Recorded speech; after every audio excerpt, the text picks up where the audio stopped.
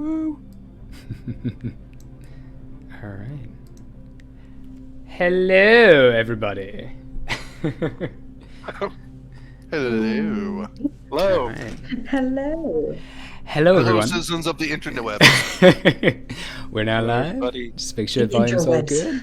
Okay. Hello, everybody.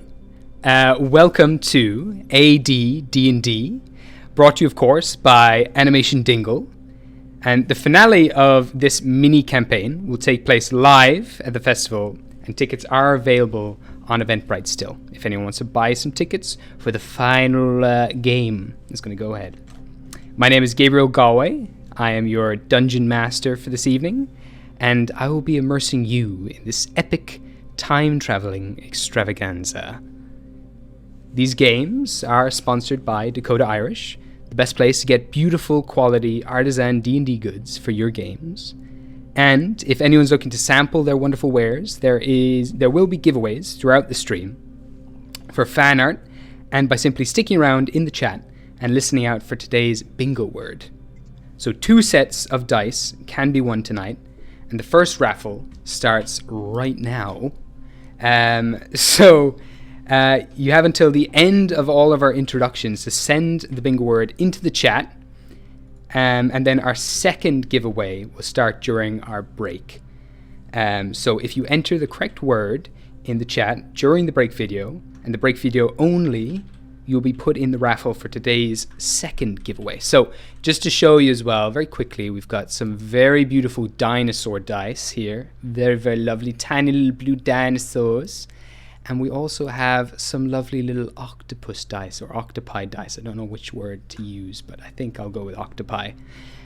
So those are our lovely dice that you can win in today's chat if you stick with us. And then anyone who wishes to submit any fan art, simply add the hashtag ADDND and tag Animation Dingle and Dakota Irish, and you too have a chance to win some of our lovely prizes. So this week's giveaway for any fan art, this week's prize to fan art, which we'll be giving out at the end of our next stream, is this gorgeous Irish spalted beach dice tower. So you have until next week's stream to submit your fan art, and the winner will be announced at the end of next stream, just to confirm that. And all the winners for tonight's raffle will be announced at the end of the stream. So, now, with all that summarized, we're going to jump into the world of Gostar, where we follow 6 creative heroes with strong connections to the art world who are about to embark on one of the greatest journeys that they have ever endured. So, we're going to start by getting to know these beautiful heroes. So, Luke, will you take it away with us and tell us who you are playing tonight? I can. Hello, interwebs. My name is Luke. I am going to be playing Iridessa. Iridessa is a cleric of light, and she worships Bahamut, and she is very much a art collector and connoisseur of all things artistic and beautiful and that sort of stuff. And she's on this journey to see what this whole, An Daingean thing is, this whole festival thing. She's heard about it.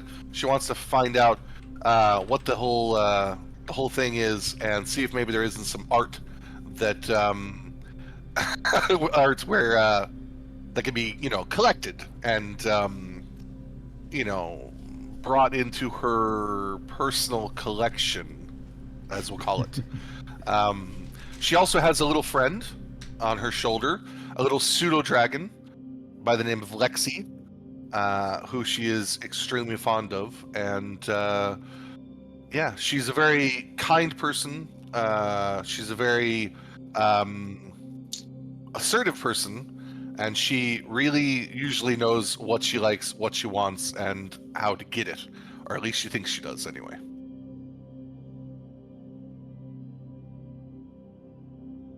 That is incredible. Thank you so much, Luke. Amazing introduction. Love Iridessa from Session Zero and from just character art, everything. Amazing character. Thank you very much for that introduction. So we're going to move on now to yourself, Gavin, playing Clementine. Hello, I am Gavin. Hello, sir. I am playing our token satyr for the day, Clementine, a beautifully covered satyr in lovely greens, purples, and yellows. Full of flowers. He's a bit of bard, he's a bit of wizard. He's currently traversing the lands all the way from the Fae, trying to meet the great mystical wyrm himself to try to see if he could gain a tiny bit of inspiration and bring it around the rest of the world and share his words. Hell yeah. He is very excited to be on this journey. Absolutely. Wonderful, wonderful soul. Very sweet man. Thank you very, very much, Kevin. So now we're going to hop over to yourself, Tara, playing Vesna Sting. Take it away. So I'm Tara. I'm playing Vesna Sting. She is a beast barbarian. She's quite the bombastic person, I suppose would be one way to put it. Very much kind of heart on her sleeve, very, I suppose, easy to read. She is on this adventure to try get this inspiration because she wants to improve her craftsmanship. She's on a journey to make her own wasp's nest and become her own queen. And create this kind of new nest full of art, people, and personality. And she kind of wants to make sure that she can make it the best as possible, but is struggling with her own view of what is best. Oh, bless. Yeah. Amazing. Love it. Fantastic. Thank you very much, Tara. All right, so we'll move on down the line to yourself, G, playing Bronte. Bronte. Hi, everyone. Bronte is a Dompier. She is also a half-orc. She is a lady who's very neatly dressed. It wouldn't necessarily show the fact that, she does paint with blood. She's very eager to tell people who ask her. She's not a malicious person by nature. She's not necessarily evil, but her time having grown up in the nation of Guinea has kind of warped her perceptions on what is necessarily good and normal. But underneath it all, she does have a good heart, and she does try the very best she can for the people she likes. Oh, amazing. Fantastic. Thank you so much, G. All right, now moving on, we'll go to yourself, Kira, playing Avo. Avo is from the lush forest of the Vale. In spite of her cool-headed appearance, Avo enjoys the chaos and surprises, and she's sort of a free spirit. She makes a living as a traveling tailor, accompanied by the tools of her trade and her long-time familiar, Rosencrantz. They're a gifted individual in the way of magic, as a sorcerer with a little bit of very early juvenile life, and was not too bad as a seamstress. She's made a slow journey along the pilgrimage, and she has a knack for delivering exactly the buyer wants in their mind. Amazing. Thank you so much. Fantastic design, fantastic character. Very excited to see what they get up to in this game. And now, finally, we have yourself, Alice, playing Tinky. Hi, hello. Yes. Hello.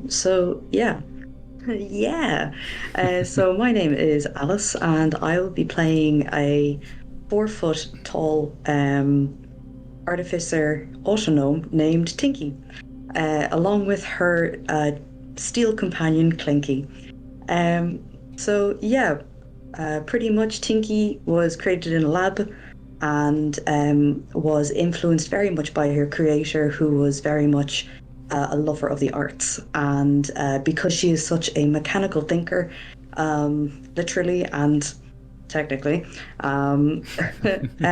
she travels around the world trying to find any and all ways that she can study all kinds of arts, from performance to painting, singing and dancing, and her journey has brought her here to finally experience the festival of An Daingean, where she hopes to meet as well as perform and support the bravest and boldest bard with the best tale that she wishes to retell for as long as she possibly can, and to make friends along the way, as well as learning anyone and everyone's stories, and hopefully meet a hero. Who knows? Every day is a new journey and a new story for her.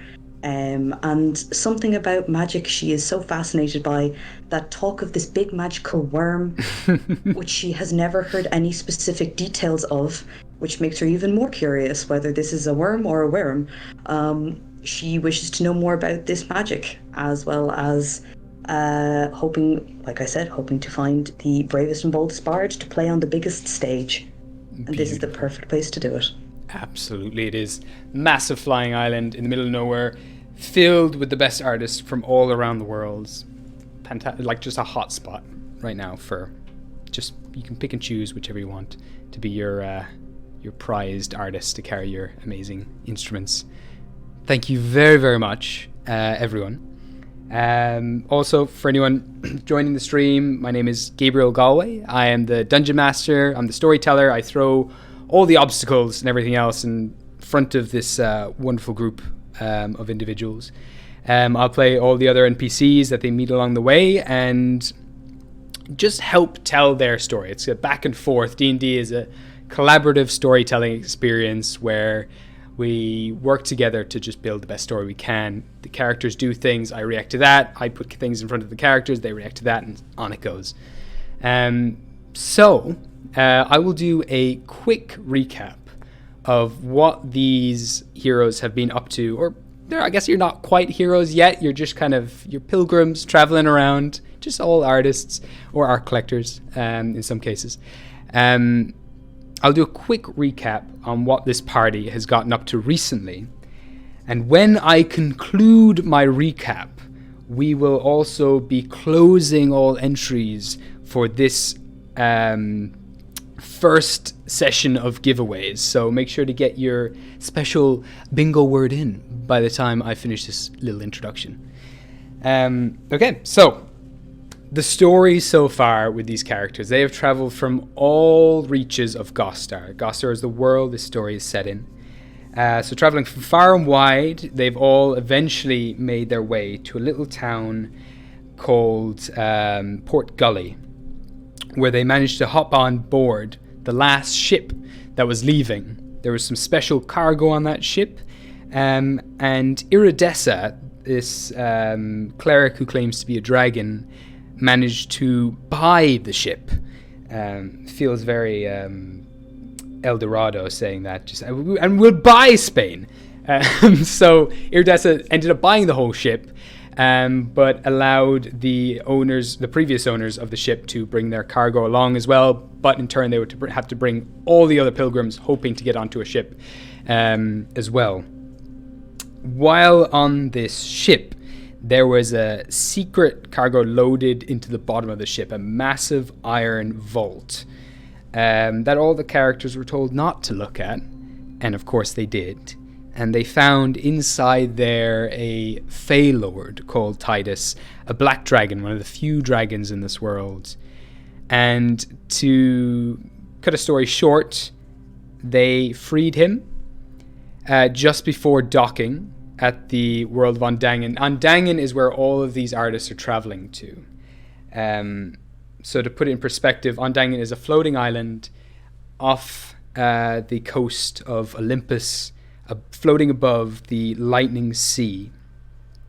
And every 5 years, artists from all around Gostar gather here at Worm's Landing to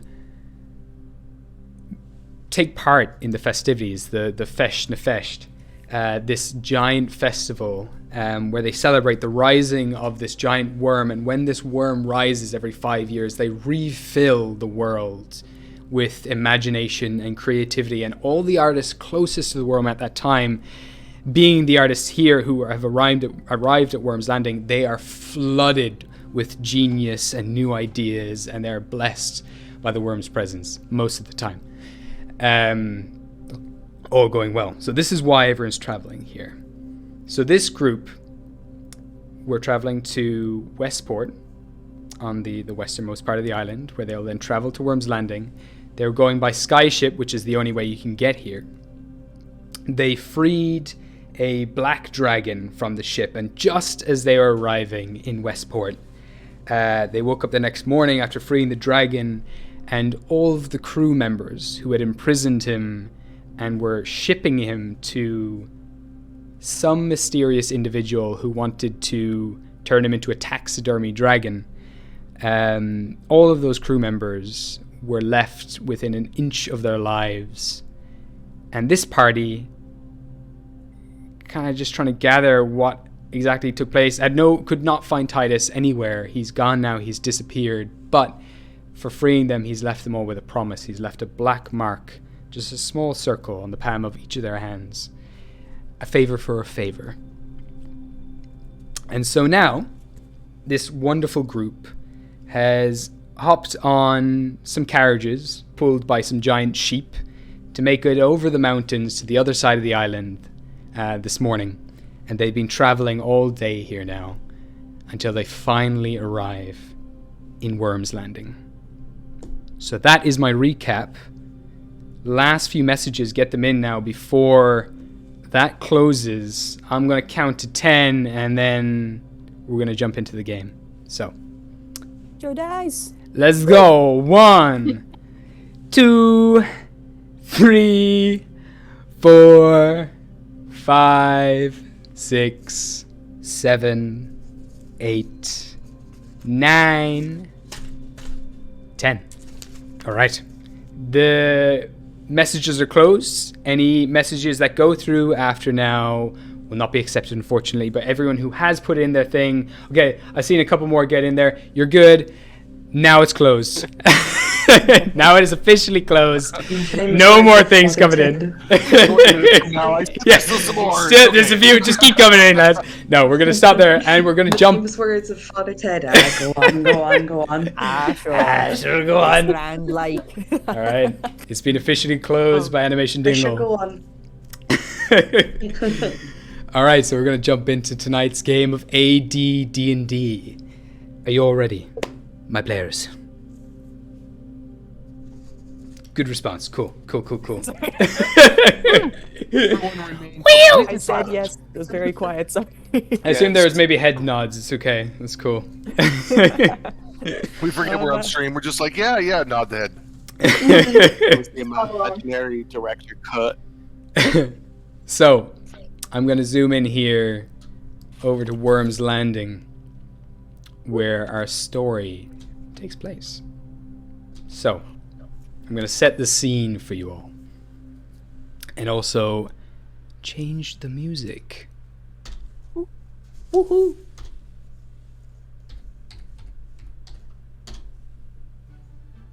Here we go. Some nice upbeat music for y'all. And I'll just loop that. Nope, loop was disabled. Music, I'm here for it. I mean, right. after the kind of shenanigans that got up, that you all got up to in the session 0, I feel like we need something more uplifting. So, and there were many shenanigans. And there were many shenanigans right up until the last half an hour or so before this game. So, we have quite literally been playing this game like all day. I think all day. Yeah. All week, nonstop. Yeah. Okay. No work, only D&D. Yeah, exactly. So, to set the scene, as you all arrive, coming into your wagon into town, kind of rolling in, you see loads of lovely people just running along, flying kites, happy faces, giggling away. The atmosphere is rich with excitement, and it washes over you as you arrive into Worm's Landing. Goosebumps race across your skin.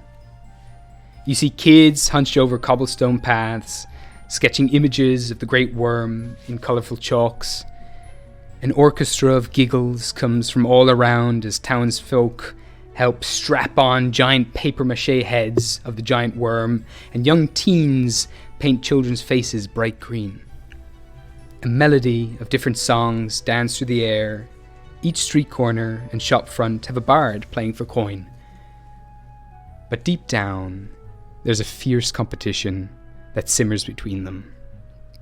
Each artist plays harder than the next in hopes that they'll be heard above the rest and be recognized by the bringer of creativity and inspiration. They all strum melodies that they pray can be heard by the great serpent that lurks in the ocean depths below. Thousands of feet above sea level, the flying island of An Daingean waits in anticipation for An Feist's ascension and the genius he shall bring. Like, when we're talking genius, how genius are we talking here? Talking like Greek genius, like like Philosophy the original word for genius. So Nice. invented it. here we are in Worm's Landing. Wow. Well, Iridessa is gonna laugh as she sees the, festivities going on, and kind of send Lexi off to dance and frolic amongst all the frolicking. I mean, she's gonna frolic amongst the frolicking. Let's go get Lexi up here. Let's get a little token for Lexi. I'm gonna leave you choose. Do you want this little dragon? Do you want this little dragon? Or do you want this little dragon? Pick number 3, my lord. First one again? First one. So many Oh, dragons. that's super cute. There you Okay, go. next one. No, next one. Next Oh, one. that's super cute. Next one. Next No, one. no, the middle one. The middle one. Middle one. Middle We one. might change. We'll go with the middle. Sure thing. You got it. Each session will be different. Each session will be different. No one will know what she looks like. Like, which one is that one? I mean, they're a shape changer of sorts. So Oh, I actually forgot to mention for anybody watching this. Actually, Ryan Tuck is the artist at Penguin Tuck, who did Iridessa for me, and he is so fantastic. So if you guys want to check him out, please do. hell yeah. At Penguin Tuck. So he did my stuff for Iridessa. I never know. Might get him to do a little silver dragon for us for Lexi. Never know. All right. So as you all kind of dismount as well, the sun's kind of rolling low in the sky, and you can see the hues of orange begin to fill the early to mid-evening now. And most of the crowds, because you've all arrived just on time, it's a little late, a few hours until sunset when the actual festivities begin, but you do see crowds now all beginning to make their way to the far reaches of the island, right out to the peninsula, to a location called the Calling. You can just hear mumbles, whispers, people dancing around the streets. But yeah, it is up to yourselves what you want to do in these next few hours before you get here. And I will just say, as you dismount the carriages and you thank the beautiful giant sheep for working so hard, Iridessa, as you have the highest perception of the group, you do notice a small flying ship begin to dock at the top of a very large tower down by the river. A sizable crowd is gathered outside the old stone walls that surround the base of the circular castle, and they watch with wide eyes and speculate rumors about who could possibly be arriving at the Grand Enchanter's home. I'll point it out to the rest of the group and say, do you guys see that? Oh, Yep. that's a good bit smaller than ours, right? Yeah, this is like a dinghy. This is like a flying dinghy. Maybe it's like a really important person. See what? Very elaborate though, very beautiful. Loads of gold and loads of carvings all etched into the side of the boat and whittled out of the side of the boat. And then those like eye sockets of creatures along the side have been filled with gemstones. It's a really, really beautiful vessel. Oh, That is a money bag's boat. Send that. oh yeah. You say money bags, Iridessa turns to look at you like gives squinty eyes at you. Call the boat money bags, not you.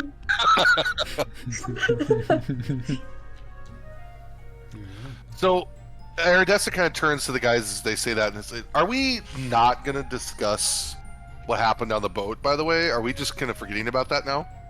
I mean, You know, the captain was stabbed. I think more than just the captain was stabbed. And Jinky's Yeah, going the to start crew. scratching at her hand. Yeah, I that, mean, Jinky's Captain going to was start kind scratching at her hand. that black mark is not going away. He keeps thinking it's rust. She's like, this goddamn mold, this rust is just not going away. Does she see if anyone else has it? It reminds me of the markings I have on my back. Actually, out of curiosity, what's Tinky's passive perception? Because I never caught it. 1 moment, please, Mr. DM. No worries. 'Cause I myself have forgotten. No worries at all. Oh, a solid 15. 15. Ooh. Good to know. I would say, 15. yeah, you would definitely catch it. As you've been making your way here and everything, you are starting to key in. And even when you do kind of scratch at your hands, other people kind of probably subconsciously glance at their own hands as well.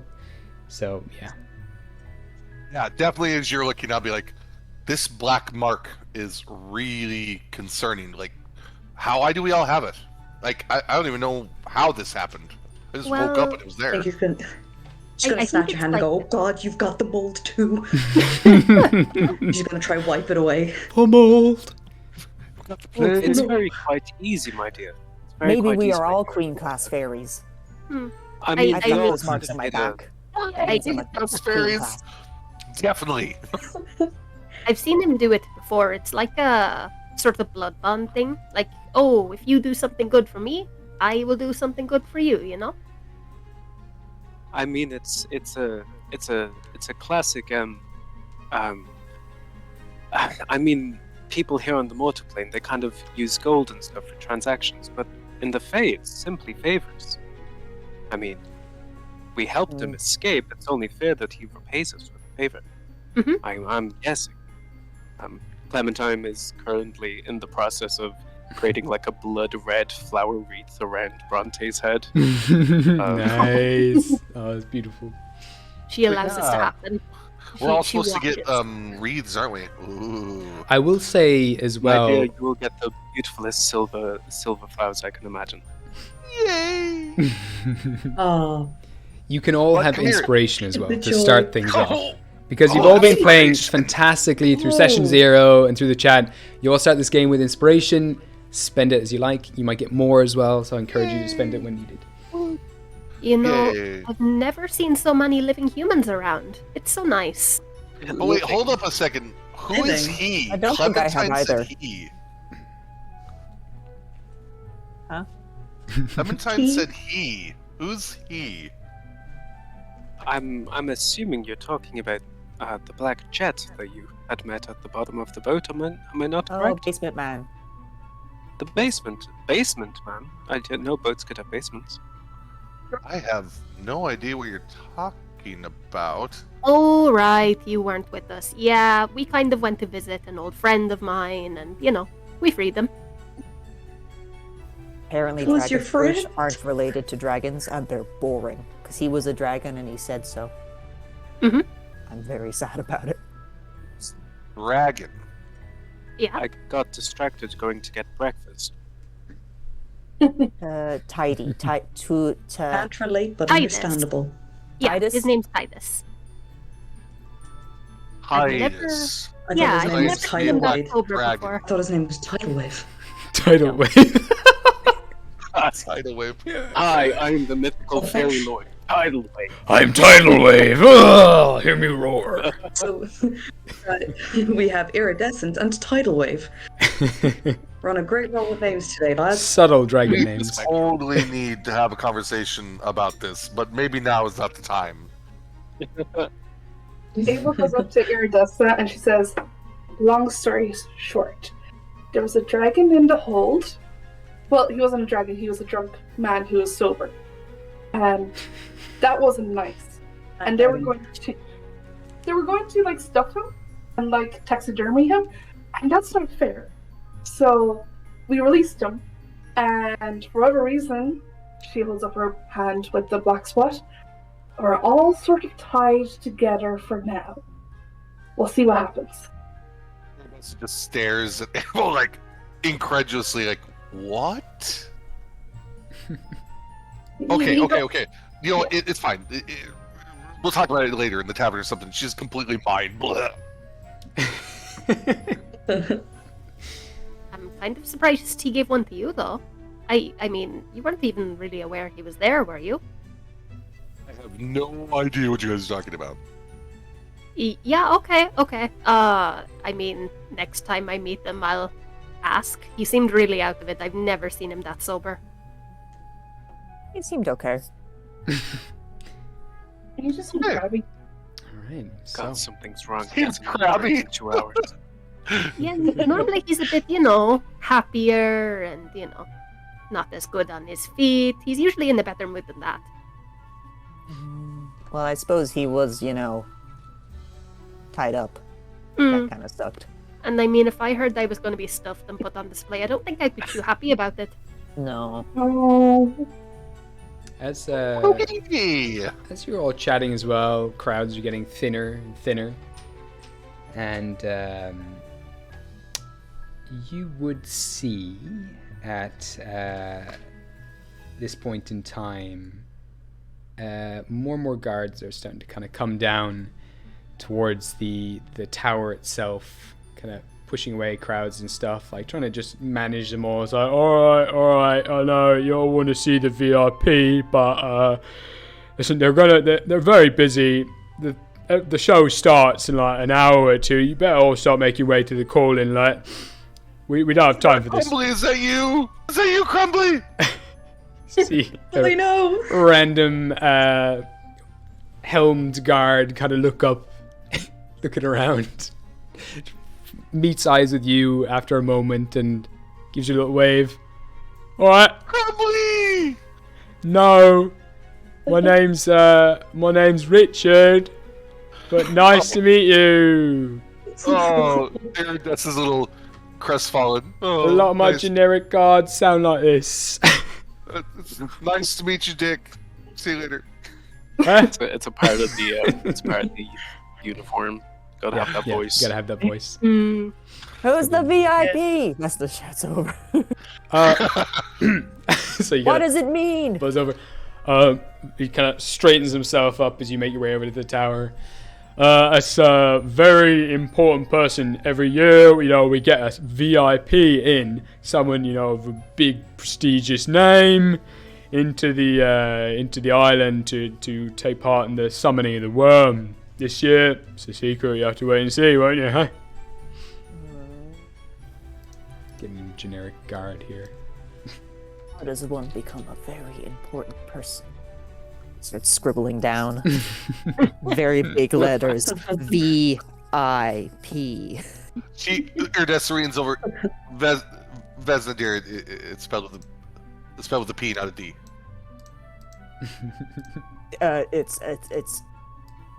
It's traditional Feywild script. Yeah. She scribbles it out and writes a P.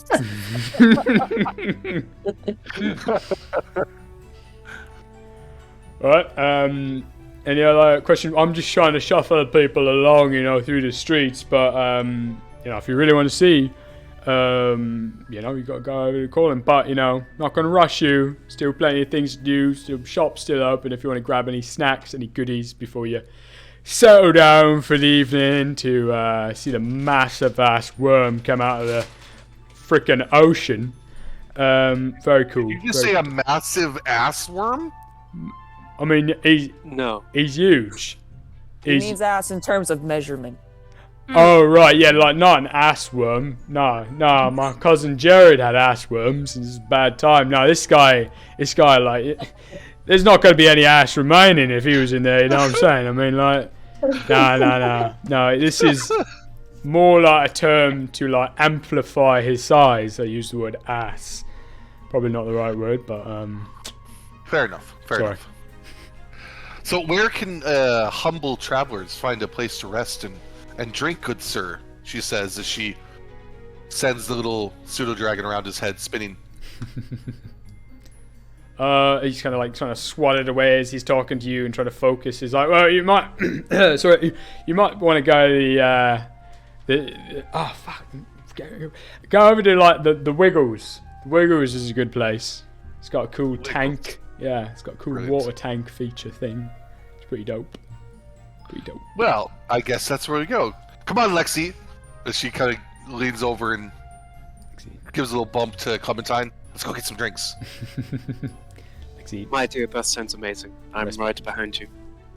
As he's following her, he's like creating like these like silver like lilies and orchids around the crest of her head. Lovely. Amazing. So we'll follow after them all, like looking for any Apple products and such. But like when she sees Clementine repeatedly making flowers, she's just gonna kind of sneak up behind him and kind of just create a really big dandelion on the top of his head. Oh, amazing. Yes. Like a little antenna. Just bouncing there as you move. You pass a couple of stalls. There's a few people who have some candied apples and things. They're just kind of closing up shop and starting to move all their wares off into a wagon so they can make their way to the calling. But they managed to sell you the last few kind of ones that they have before making up a fresh batch. And they kind of direct you just across the street to the Wiggles, which is a tavern which has this very goofy, cartoonish worm, bright green worm with big goo eyes, big open mouth, tongue hanging out. The tongue itself seems to be made out of some kind of leather that kind of blows a little in the breeze. Make your way inside. There's not many people in here. There's one or two people kind of finishing off their drinks. And inside at the very back, there is this huge blue cylindrical glass tank filled with electric eels that move around inside it and constantly light it up with this kind of blue electrical light. Inside here, the tavern owner is kind of polishing a few glasses. She's a Huan-Ti lady with an eye patch and one bright blue eye, kind of blue scales all across her skin. Her kind of dreaded hair is tied up into a very big bun on top of her head, and kind of sighs a little bit, kind of like looking at her time teller where we go, pulls out her pocket watch, sees you come in, kind of gives like a little trying to be as polite as she can with her smile, and she's like, hi, you want drinks? Very much so, if that would be possible. What is your best drink that you have on the menu? Let me have a look here. Well, I would recommend. Where's my drinks list? I'm a bit scattered at the moment, you see. I've been trying to prepare for the calling. I don't want to miss it this year, but we do have Dread Rum, very popular. And she pulls out this very big circular bottle with this purpley liquid inside. With some Dread Rum. My personal favorite is the Bastion Bourbon. Oh my dear, if you have a favorite, then I must try it. Yes, I must warn you though, it has a few kind of magical side effects. This thing is beautifully enchanted by my friend Daryl. He makes it over in his brewery, but is enchanted with a few lovely elven herbs of his. My dear, that sounds wonderful. I cannot wait to try it. I'd actually like to have a couple of glasses from me and my compatriots, if that's no problem. Of course. Now, it is a bit pricey, but about 2 gold a glass. Would that do you okay? Yes, everybody can pay for themselves. All right. And they start to bring out this I'm not paid, man. beautiful, ornate, kind of teal green glass bottle with these glass leaves coming up from all the bottom of it. Inside is a silver swirling liquid that she begins to pour out into some glasses, topping with a little bit of shaved ice on top. My dear Iridessa. Oh, sorry, go ahead, Bronte. You sure? Oh, no, go ahead. while all this is going on, Bronte is less interested in the drinks and more in those strange electric snakes that she's watching. Yeah, absolutely. She has no like a reflection to sort of block her view as she paces back and forth and stares at them, eyes like glittering in wonder. Yeah, a few of them kind of look at you, and you swear one or two of them gives you a wink before kind of like nonchalantly going back to swimming around the tank. She gives a little gasp. She is delighted. She pulls out her sketchbook, her little vial of blood, and she starts scribbling away, doing some life drawings. Oh yeah. Alright. So a round of drinks are given to all of you. So you mark that off if you're all buying yourself a drink. And it is a beautiful, soothing, cool brew. That immediately feels like it has these restorative properties. Like, you've been on a ship for about 2 weeks now. You've been hanging in hammocks. You're a little achy and bruised, but immediately your muscles begin to relax, begin to cool. And there's this almost buttery aftertaste mixed with like citrus and hints of berries as well.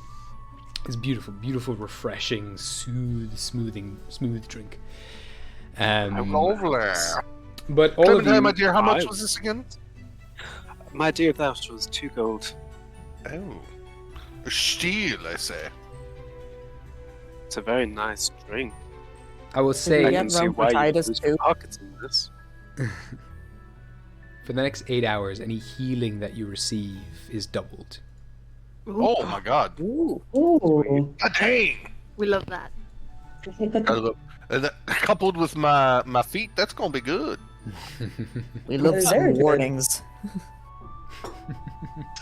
How long was it again, Gavin? Gabriel? 8 hours. Ooh, god dang. All right. Yeah. Tinky is going to look at the liquid in the cup that was given to her, and she's going to down half of it, and it's going to go down to the back of her throat, and then on the stool that she's sitting, you're going to hear a little trickle sound as it runs down kind of the back of her through like the gears and everything inside of her, and just kind of runs out onto the stool and like down her leg, and she's going to go, yep, that's liquid. And she's going to pass the drink then over to Iridessa and say, I think you'll appreciate this more than I will.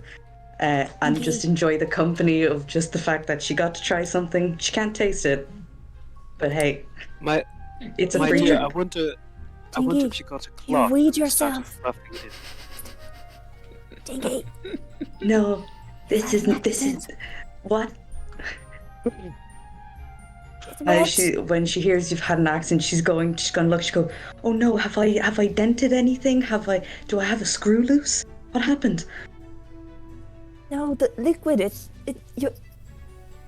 I think you peed yourself. She's like whispering, like panically. Do I have a leak? Oh no, do I have another oil leak? Not again. I just got it fixed 3 weeks ago. What is oil? Now, she's going to ask the bartender for a cloth or something just to plug the small gap in her plates of where her hip is, just to kind of stop it from leaking anymore on the floor. Can Gnome's plates, is that like a thing? She looks at the cloth she was cleaning a glass with and kind of just reaches over the counter and kind of tries to plug it a bit for you. But you notice that a lot of the liquid that you've drunk has also somehow disappeared and made its way into your circuitry. So only a little has come out, and the rest of it is actually influencing your own body, and you will get the benefits too of this drink. But she just plugged the rest. Wonderful. I must say, I think the only way I can describe this feeling is fuzzy. And I don't know what fuzzy feels like. But that just seems like the right word for now. And she's going to, ever so often, maybe like an arm or like a finger will kind of jolt a little bit, or kind of twitch, and she's going to go, I don't know how I feel about this. Is this what feeling drunk is like? And she's going to kind of ask everyone. I don't know. My dear, you haven't even touched the surface of drunkenness. Speaking from experience, are you? I am a satyr. We're kind of known for that kind of business. There's parties every day of the week back home. Oh, really? That's like a thing you do? I mean, we kind of celebrate the morning coming, and then we kind of celebrate the evening coming, and then everybody seems to have a birthday, or a birth week, maybe a birth month in some cases. It's always celebrations. That sounds like a lot of fun. I should write and tell my mother about that. She would be very surprised. You should come and What's visit. your It's mother? a lot of fun. Okay. Oh, my mother? My mother's called the Harrier. What? The Harrier. Fascinating name. Mhm. A harrier? Is that like a bird? I think it is. She's like really, really, really old, so she doesn't really remember her original name. It's sort of, lost to time kind of thing. That's quite interesting. DM, has that name been heard before? By yourself? By you myself. can roll me a history check. I shall indeed. That is a 13 plus 3, a 16. 16. For someone who has traveled as much as you, it rings a bell. With a 16, you've heard the name when passing through Guinea momentarily, like briefly. You were making your way to a town, and people told you just not to go there unless you want to have your entire body drained of blood. There's a very powerful vampire who goes by that name. By the way, DM, I think we're missing Apple. Sorry? I think we're missing we're missing Apple. Sorry. I just realized, it's like, where is she? Oh, the character token. Yeah. Oh, my god! God, Oh my yeah. god! Oh my god! What the hell? I'm so sorry. Oh my goodness. I don't know how I managed that. I noticed that. I was going to say. I'm sorry. Here it is. I was like, No. Thank you for saying that. Gosh, I'm so sorry. There is Yeah, it's the. outside. Oh, there she Oh. is. Abel, No, come on in here. too much. It's very nice. I'm so sorry. No. My bad. she was just taking her time. She was taking her time. It's We're taken Alright, ages. taking it easy. with a bunch of sheep for ages. So I was like, yeah, Yeah. this character, she was taking her time. She's just She got playing She got on one of those tuk-tuks. Just took her on the long way Yes. around. She was She got halfway. snatched onto one and went with it. She was halfway to the docks and realized we weren't following her. Yeah. She went there and came back. Like, what the hell? Oh my gosh. As you finish your drinks, she kind of like starts to now dim all of the candles, kind of start putting out all the candles, the barkeep. And you see she kind of climbs on a little spiral ladder around the tank, kind of throws in a bunch of kind of like fish guts into the top of the tank, kind of closes the top off, and she says, all right, I'm off, but I will leave you to, she kind of looks around the tavern, no one's really there anymore, a lot of people have kind of left, but she does point to just one drunk in the back, whose kind of head is like on the table as he's swirling his finger around a glass. Frank, could you close up for me and just leave these individuals out when... yeah, you're fine. Okay, I'll be back. I'm going to rush off to the events, but I wish you luck. Might see you there. And she kind of grabs her things, grabs like a few sketchbooks from under the desk as well, like some pencils and paintbrushes, kind of puts one in her mouth, throws a key over to this Frank character and dashes through the doors. Festival? What? We should probably Stuff? go. Events? Yay! Mhm. Yeah. Frank is probably alright, isn't he? And she sort of gestures towards this extremely drunk man. No. I mean, he has been left in charge, so I'd hope so. Alright. Maybe it's his normal. Seven. He's Bye-bye, like Titus. Frank. He sounds like Titus. Oh my god. Is it Titus? We really do need to talk about this, Tyson. Perception But check. first, You can give me a perception check. Yeah, go ahead. Oh, Every drunk person we meet, it's just Titus keeping us in check. If any of us get yeah. drunk, we become Titus. Oh, Oh no. Beautiful, nat one. Nat one. You Yeah. swear he's looking right at you. You kind of look away, a little embarrassed. You look back, he's unconscious. Okay, well, I'm sure it's think fine we to should leave it in his competent hands. Excuse me. Let's hit you fast. I think we Or should just a leave. quick leaves. Follow the Alright. flustered lady. Should we see who the VIP is? I think so. That would be a Yes. great idea. Yeah. Yes. Alright. I mean, they are Bye-bye, labeled as a Frank. very important person.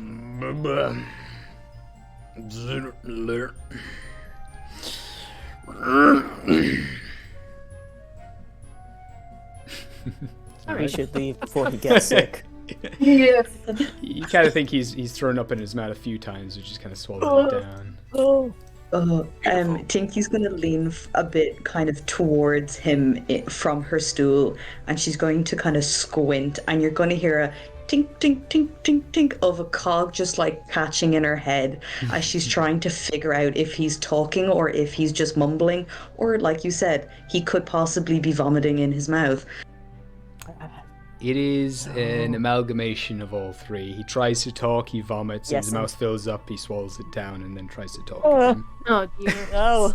May I Apologies. prop him like slightly bent over? 100%. Just He's, so he gets sick on the floor. he'll survive. Yeah, but he's good. He kind of He looks up, visibly shivers. blinks one eye at a time. It's a nice awakening, rising of the worm. Alright. You take a nap, okay? Don't mind if I do. So we walk out. Iridessa just kind of looks over to him, and she's just like, "You poor man," and she casts "Spare the Dying" on him. Oh my god!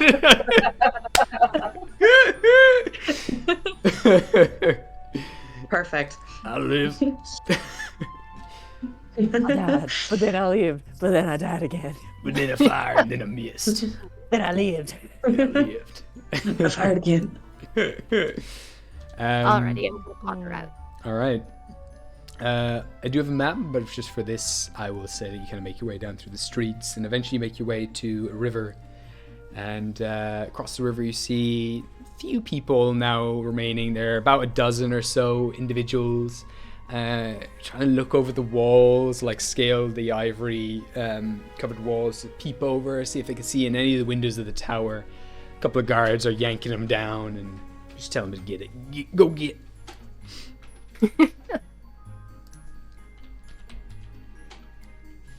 Is there like a big line? No.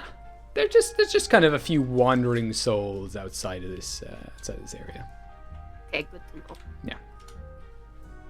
Well, This is scatter just a like few a tower individuals. where the VIP is, but it's not like the festivity place, is it? Yeah, you've heard that this is the Grand Enchanter's Tower.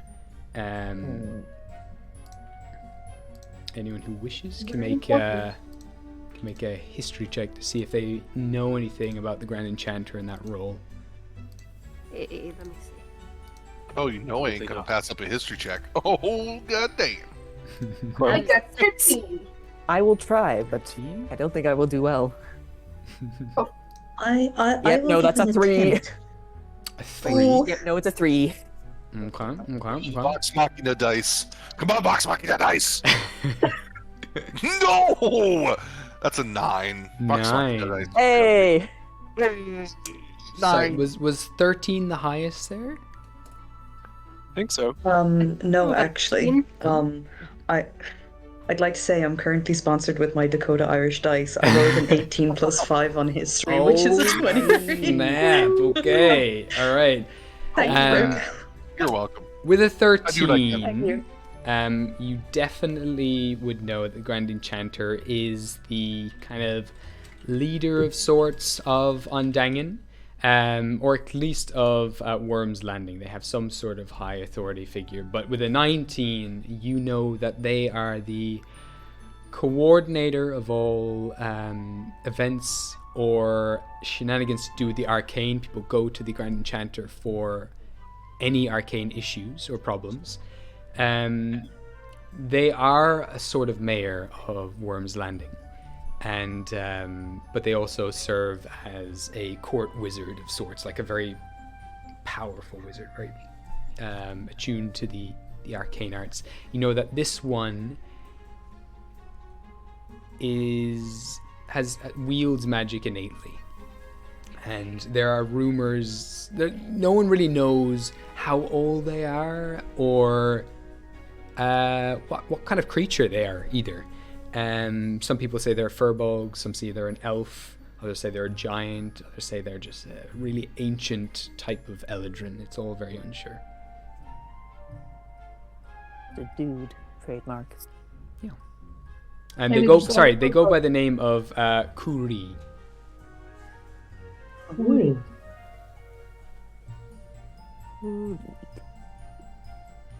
I should Here write down for the it. name. And what's your title again? Curious scribbly Grand commences. Enchanter. Random chapter. Yeah, with a 3, Vesta's not even sure what enchanter is. You'll rather got a 6. It sounds fancy. Yeah. It's a fancy word. It's got to be important. Definitely matching this VID. She knows it.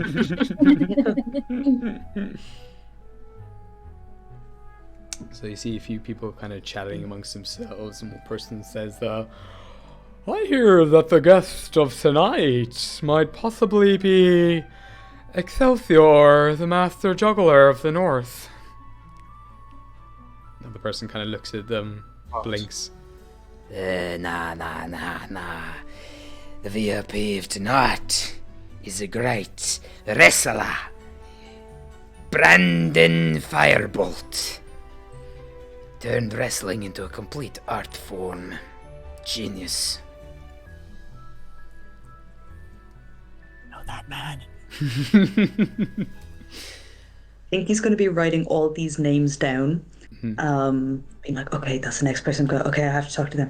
Oh, okay, a wrestler. Taking that down because she wants to try and find these people and be like, what can you do? I want to see it. Nice. Story, tell it to me. In Tell me excruciating about your detail. last wrestle. Have you wrestled a bear? As this is going on as well, a few of the guards now are kind of starting to like reach into their pockets, pull out a stone with some runes carved on it, whisper into it, kind of looking up at the towers like, Roger that, alright, you're good to go, clouds are clearing, good to go, right, over.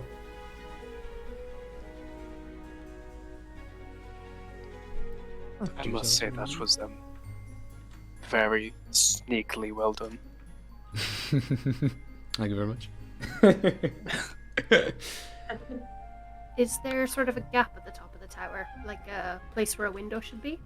Yeah, there's quite a few kind of narrow windows all around the spiraling all around the tower, and then at the very top you can see that beautiful, exquisite boat is parked there on a small bridge that comes off the roof of the tower. The whole thing is covered in ivy and these white flowers that wind around the entirety of the stone. I will just keep my eyes on the windows and see if I can see any movement. Yeah. She would not climb the tower because that would probably be rude. Yeah, so before the tower even itself, there is some high walls with an iron gate in front of it as well. And then beyond that iron gate, you can see kind of rows of trees and a small little forest that circles this whole tower, and then cobblestone path leading up to the tower inside. Oh, wow. Which then opens up into, there's a small, there's another portcullis, and beyond that there's what seems to be some sort of courtyard filled in more plants and flowers and trees. But looking through some of these narrow windows, give me a perception check. Let me see. That is a 19 plus my perception. My perception's a -1, so that's an 18. 18's pretty solid. So with that, you catch a glimpse of some pale green-skinned individual moving very quickly past the window, and then another figure being thrown from the direction that they just moved in. and you just hear, barely make out the sound of something smash and some wood break. So they're very fast, they're very green, and I think they just threw somebody into a table. Doesn't sound concerning at all. Maybe they were Kind of cousin. sounds like a wrestler idea, to be honest. I think if I had to put money on it. Oh my god, what if it's both of them? What if she's throwing the juggler? We must find them. Oh my god, what if Tinky's going to go, please, to Clinky to like lift her up so she can see where they could possibly be, so because she is very small. And Clinky's going to like lift her up and put her on his shoulders. Mm-hmm. And she's going to like start scanning across the Power Rangers, go! And she's gonna like start scanning the crowd, see if she can find if there's like a scene of like a fight or wrestling or where that noise could be coming from. Yeah. Give me a perception check. What would everyone else like to be doing right now at this stage as well? That individual who talked about the fireball wrestlers kind of moved his way into your little crowd and is like, You mentioned the wrestler. You think the wrestler is there? Well, I did. My friend here did see somebody get thrown into the table, so I assume I did. could be the With wrestler. my own eyes. All right.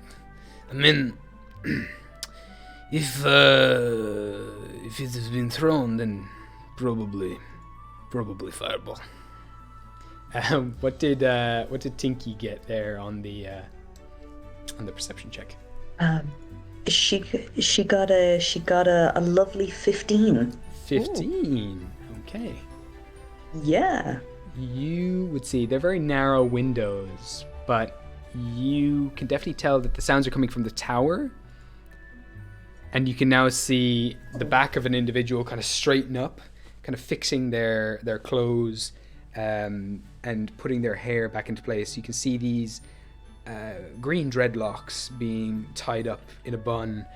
You can't quite see the individual themselves. They've got gloved hands and green robes are quite far away as well. But you're noticing a different individual fixing themselves up and then move from eye shot. I do love the idea that someone. Ooh, I think the winner of the fight has green. Sorry, what was that Bronte? Did you say something there, Bronte? Or G? Oh, sorry. You said something? I was saying it would be very funny. Oh, sorry. If we were just this person was being murdered and we were just watching. Like, Yeah. It's just a typical wrestling match. Oh my god, they're really getting into it. Oh my god. There's blood everywhere. After I was like half Wow, where's expecting someone to Ash? fall out the window. I was like, oh no. Stage acting getting a bit too realistic. After a few minutes, everything goes quiet, and you now start to see the silhouettes of two individuals silhouetted against the setting sun at the top of the tower now, and they begin to drift off. You think for a second they're just sitting kind of cross-legged floating, but then you notice there is a carpet below them. It's these two very tall individuals sit cross-legged on magic carpet and begin to fly off in the direction where all the other crowds are moving, presumably to the peninsula. Follow the VIPs. D's. Follow the VIDs. I mean, Here, I let's told you follow it's a them. P. You have to put the little line down. It's Faye. She flies off. oh no, wait for me. Very important dudes.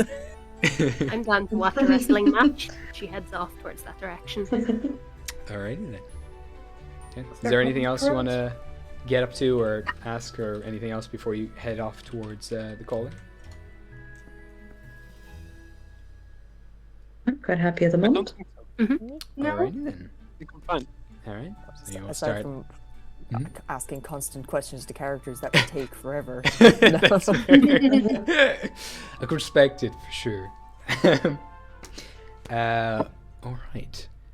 So let me. Very happy jumping music. around like a sheep in a field as he runs along. Lovely. So the sun rests now just at the edge of the horizon, and the night sky rolls in a deep purple by the time you arrive. And I'm going to pop you all in here. Oh, wait, why is that map there? Let me just get rid of that real quick. No. No one saw anything. See no evil. See no evil. Caster Tech Magic, there's a secret city underneath us. And I'm just gonna pop that right there. Okay. Ooh. So, the clearing at the top of this cliff top is decorated in wonderful food stalls, craft stalls, all illuminated in arcane lights. Someone is rustling behind me.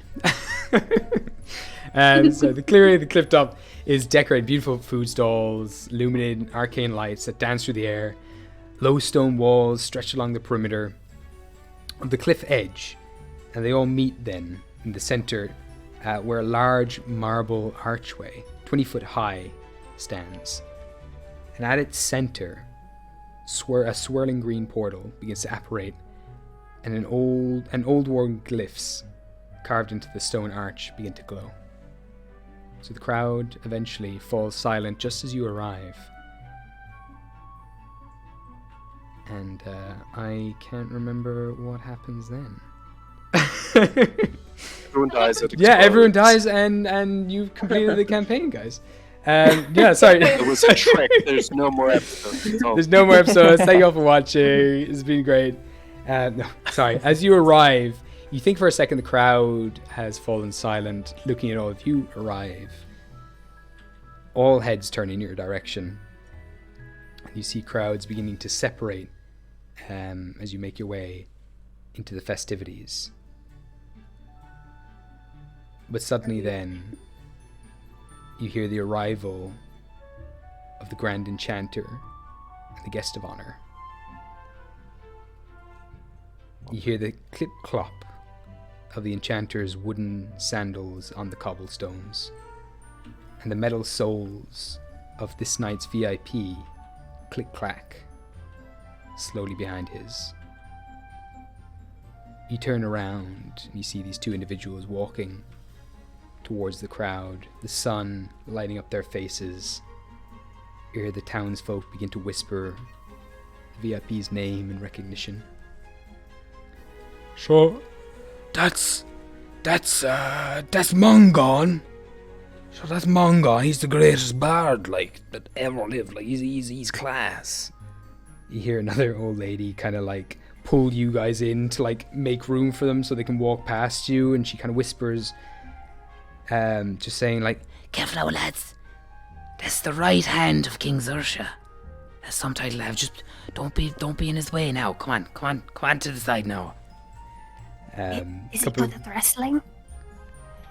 No. He Good at juggling? I believe he plays music. I think he plays music. Another person kind of chimes in. A little kid kind of goes in and puffs his chest out to the old lady because he seems to have more knowledge on this than she does, and he's like, actually, he's not able to play anymore. He's actually he's not very good at music, my dad says. And the dad kind of grabs the kid. He's like, no, he's coming near retirement. Just leave her alone. Don't know her. And he kind of shuffles her off to the side. I mean, I can also play music. What's... You see another kind of really jacked individual come up behind you guys. He's got these fireballs painted across or tattooed across his chest. And he kind of leans in, kind of puts his hand on your shoulder, Bronte and Clementine, and kind of looks at the Grand Enchanter and this other individual walking past. And he says, I wonder if the wyrm will ignore him again this year, eh? It's be funny to watch. Sorry, does the worm only Am I? give inspiration to certain people? I thought it gave inspiration to everybody on Gostar. Oh, no, usually, yes, but some individuals don't get this inspiration. That, men, being one. And he points towards Mongon. Ooh. Oh. A saucy little mystery there. My dear, I didn't a word I committed your math. Clementine, that's it's just why like blush. So as the Grand Enchanter and Kuri then make their way through the crowd and up around to the front where this giant archway sits, the large glowing green portal behind them slightly silhouetting them. The crowd begins to die down again, the whispers die down.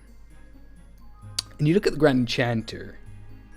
He's this strange looking individual. He's bald all over, with pale green skin, and at a glance, one might assume him to be some sort of elf. But his particular beast-like nose, strong build, and incredible height would point your assumptions to something closer of like an offshoot of Furbolg. And the longer you stare, trying to discern like what type of creature he is, the more you get lost in the details, getting further and further from the truth. And I'll show you a little artwork of Kuri, the Enchanter here. Oh, we have a little picture of him. So there he be. A man. Like it's a man. It's truly bald. There he is. I'm here for It this. is individual. he. It is he. Him. All right. Is that a mask? It is his face, and there are some strange colorings along the back of his head. It goes into this darker green that you would think for a second is some very strange hairline, but in fact it needs to be just a different hue of a skin tone on the back of his head. He's got vitiligo. I have to ask, does Iridessa say that out loud, or is that Luke talking? Oh no, it's Iridessa saying out loud. Yeah, 100%. he's like, is that a I think mask? he's gonna get whiplash from that. He needs to work on the From that products, okay? comment. He needs some new product, okay? So then behind him, just now standing at his side, walks a very handsome half-elf man with rich mahogany skin. His shoulders are broad, and he carries his green braided hair in a loose bun atop his head. Sorry, anytime somebody says rich mahogany, I only hear Anchorman. Ron Burgundy. That's exactly what I was thinking. God damn it! I'm so glad you did. Oh, dude. That sound in my head now. Rich mahogany. So he wears green and Burgundy. burgundy travel clothes that conceal his muscular physique, and his eyes hide behind these gold-framed glasses. And the eyes that hide behind those glasses are sharp, taking in every single minute detail around him. His stare cuts through the crowd like a knife, but then there's a warmth to his smile, and he wears it proudly. And I'm gonna get out the old Mongon here. And there he be.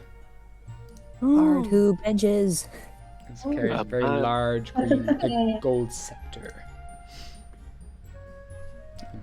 Mr. DM, as a Yes. bird myself, Mhm. would I have heard of this astute individual? Yeah, absolutely. I will say you can roll a history check with advantage, but I will hell yeah. say you can add your charisma modifier instead of your intelligence if you like. Ooh. Let me see what oh, yes. Hold on, let me... Oh, very nice. Oh my god, I love the little juggling armadillo. That is a 15. A which, sorry? A I love 15. him. 15. With a 15, you do. He's a legend. So he has been around for as long as you can remember, before your father's time, before your grandfather's time. He's this very old half-elf who has mastered the art of poetry. Everything you studied would always tie back to him and his works. He is said to have had a very kind of, classic, tragic backstory growing up. Didn't really know his family, was a slave for some period of time, and then that inspired and awoke all his hidden talents. When originally his poetry was very dark and twisted, and then it became super uplifting and inspirational. And he became such a powerful influencer that King Xersha, who is the king of Star Platinum, the biggest merchant city in all of Gostar, hired him as his right-hand man, as his advisor. And this individual, Xersha, who used to be a bit of a tyrant, was slowly smoothed over and was turned into a very respectable and honorable and admired ruler under the advising of Kuri. And traveling around, though, picking things up and presumably passing through the Veil recently during your pilgrimage, you would know that there are rumors going around that he's not what he used to be. He hasn't released any great works in a very long time, and picking up what the crowd is whispering and things, it seems to be confirming it. Like, you do recall at one stage the fact that he came here. He was here 5 years ago at the last event, and you were like gutted that you missed him. He arrived as a pilgrim, and according to these whispers and the rumors going around, it didn't work out for him. But now he is here as a VIP. Ooh, very nice. My dears, that happens to be one of the most inspirational parts out there. I, for one, am very excited and want to talk to him. We could try getting you to meet him after. That'd be cool. Oh God, no, that'd be too... No. But No, you I want didn't to mean talk that. to I him. don't actually want to talk to him. That'd be too much. Do you want us to move closer to I think the he's stage? gonna. I kind of just want to be within the general vicinity. I could talk to him for you. I think he's gonna. No! Yeah, I think he's gonna lift her arms and go, "I'll talk to him. I want to talk to him. I Best thing you want to go talk to him." I regret saying absolutely everything I've ever said. Everything. We are already far too close to him. And I have to add Avel in here because I am a fool and have forgotten Avel. No! He's got nice eyes. He's Ava, pretty my dear, friend. you're going to. Oh, Avel's here now. Nope. All of a sudden. What? Oh, right. Yeah, Oh, I'm sorry. confused. My I was bad. like, there. Sorry, I'm just. Two of you now. What I do I'm have tiny. to do is make Vesna a little bigger. Abel, get out of the tent. We'll play Where's Vesna again. Where's Vesna? There she is. She's in Oh, your Vesna, hair. there you are. Clementine's going to go over to Vesna and pull a really small little wreath from his pinky and just place it out to her. It's like, I think this might be the correct size for your head. Oh, It thank might you. not be. She kind of takes it gently and kind of doesn't know what to do with it. I mean, it kind of goes on your head. I assumed. I mean, you're quite small, so I try to gauge off the size of my own fingers your head size. She just sort of nods enthusiastically and just kind of very promptly puts on her head, is very, very pleased with herself, and kind of flicks up immediately and kind of sort of she's trying to gently, but it's also kind of a little bit like a light smack on the side of your head as a very big sunflower grows from the side. Oh God, ow. Vesna's here, no smash. Okay? It's meant to stay on your head. It looks really pretty. Don't smash. It is on my head. I'm not smashing anything. I made a flower. Queen with a crown. There's a very big sunflower on the side of Clementine's head, along with the very small, pretty handprint of Vesna.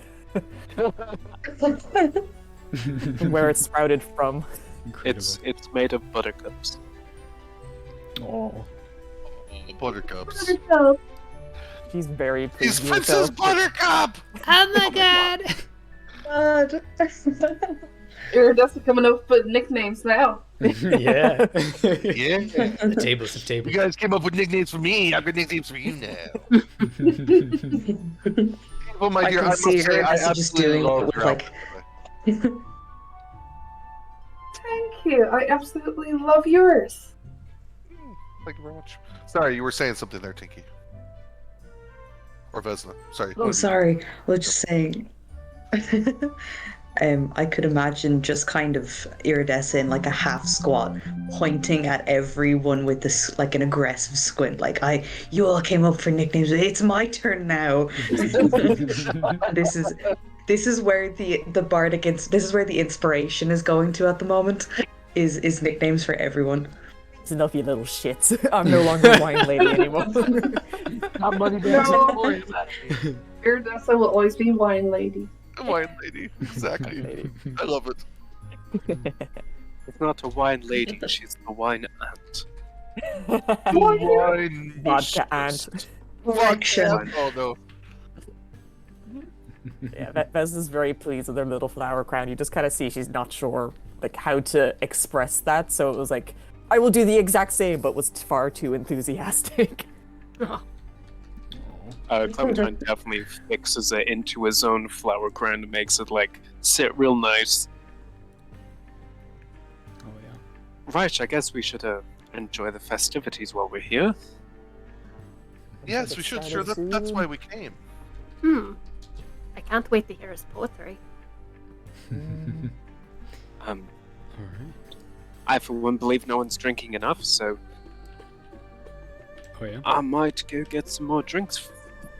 Absolutely. So as soon as you kind of dash off, you find a nice place doing some big punch bowls and things. Oh hell yeah! And yeah, you manage to buy a bunch grab as many cups as you can, and make your way back just as Kuri has begun to rise his hands into the air in front of the crowds. And as he does, right in front of the archway where Mongon and Kuri stand, this large hand made of vines and tree roots magically grows up out from the ground and lifts them into the crowd. You watch as like there's kind of like a little round of applause from the crowd, like okay, pretty impressive. And then you watch as then a bunch of flowers begin to burst, like all these little flower buds burst all around the hand itself, completely like fleshing it out. And the crowd's like, okay. And then all of a sudden, all these flower buds burst, and from those flower buds, these bright, colorful lights shoot into the air like fireworks, lighting up the skies. Each firework takes the shape of a different kind of worm or dragon figure. These fireworks also kind of like amalgamate and join together to create a depiction of Gaia with her 7 serpentine heads, and starts to begin to tell the story of the creation of the world of Gostar, the rising of the wyrm, and all of these great figures throughout history who have been inspired by this wyrm kind of show up and are depicted, and all of their beautiful works of art are displayed in these illusionary fireworks that move through the skies. And now the crowd is excited and begins to roar, begins to dance.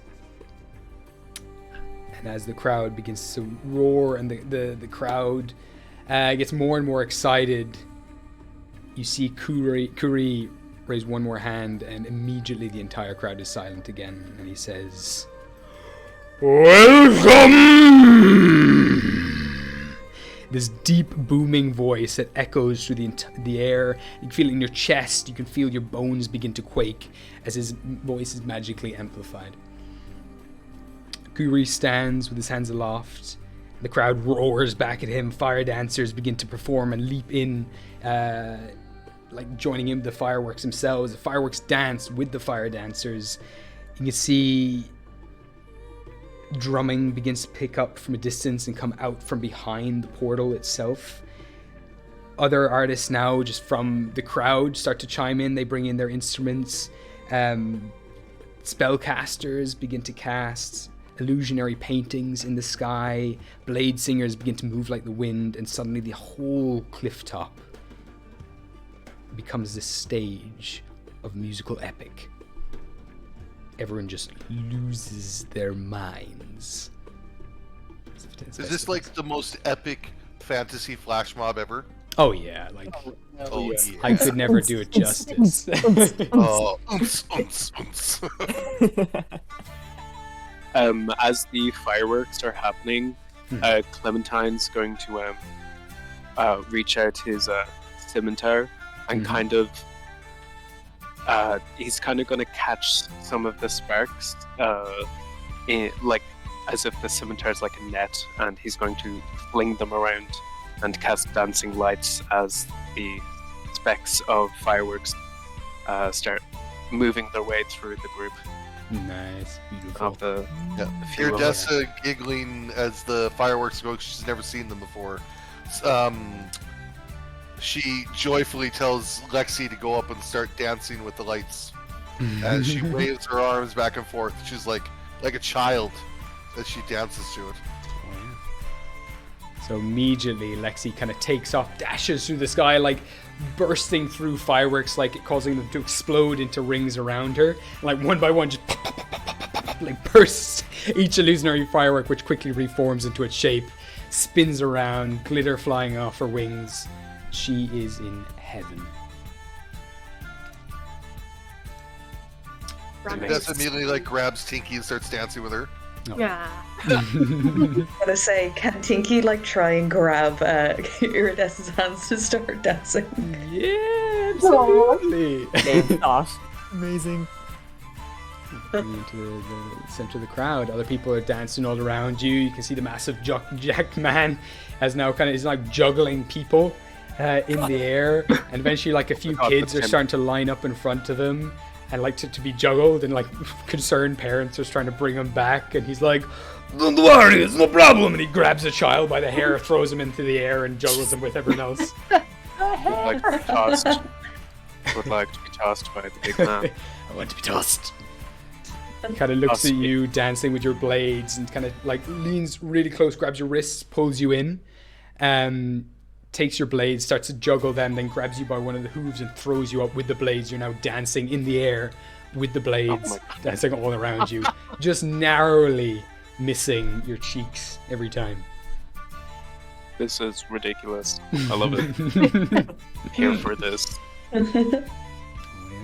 While this is all going on, Bronte is just completely enthralled. She has never seen so many people in the one place, and so many happy people specifically. Yeah, absolutely. This is nothing like home. And immediately,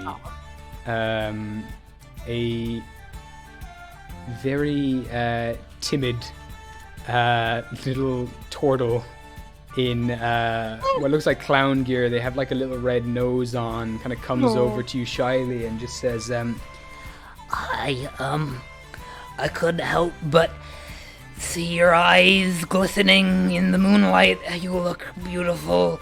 Would you care to dance? And he kind of bows low. Throws off his red nose quickly. She like grabs him. She is a lot stronger. Oh, wow. Okay, strong woman. I like it. Incredible. She continues to swing him, just having a good old time. Oh, no sense I've of never attraction moved whatsoever. so fast. But she seems to be very much enjoying tossing this poor turtle man around. He is just delighted to have some attention and not like be thrown away to the side like he has been a couple of times so far. Aww. Just poor dude. He's just almost being thrown. Nice to this man. You see a very muscular tiefling as well, kind of like does a cartwheel over to you, Vesna, and just says, goodness. Hello. How you doing? I can't help but notice, despite your size, you look pretty tough. You want to wrestle? Yeah. Alright, cool. He kind of dives onto you. She grabs her hand axes to dance, and she just looks at him, puts them away, and goes, "Oh yeah." Give me a strength check. Oh goodness. Reckless gives me advantage, doesn't it? but also Yeah, he yeah, gets yeah, advantage yeah. against me. True. Yeah. Yeah. Fun shiz. Let's do that. Strength check. So that is 22. All right. He got a 19. He dives onto you, kind of tries to bull rush you. You dive straight into his chest and send him back like 10 feet, crashing into some of the marble pillars like a bullet, like to his chest. He's like, "Whoa, okay!" Immediately starts to soften up and like is a little nervous now. Little but strong. He's like standing on his chest, like in a little crouch. He's definitely winded, kind of like just needs a minute. Brings up his hand like, Sorry. She like hops off his chest onto the floor and is like trying to slowly push him back up. My bad. That was too fast. Sorry. Iridessa looks over at the guys like, "Don't you hurt her." So, getting slowly more and more ginger, and you're now starting to see the big muscles across his body begin to like shrink and deflate, like he was under some sort of magical enchantment. He gets scrawnier and scrawnier. Oh. And kind of just does a little bow and gingerly dashes away back into the crowd, finds one of his friends and just kind of starts muttering like, "We're off it, again, hit me." And he reinflates. Tries to find another victim. The balloon SpongeBob and fighting arms. Yeah. Didn't even do my strongness. I could have got big too. He's Just constantly starts to bring out her axes and dance. as you as he is making his way through the crowd, he's constantly making eye contact with you, trying to keep his distance. She kind of just gives like a very toothy smile every time she sees him. Amazing. Abel, are you getting up to much? Abel is there putting the ferret in her hair and just sort of having a little dance with herself and just moving the shawl and things, just having a good time with everyone else. Oh yeah. As you do dance through the crowd, eventually a hooded figure comes up behind you, kind of whispers very closely and just says, "I'll be waiting at the docks." Walks past you, continues off. What? Just says he'll be waiting at the docks.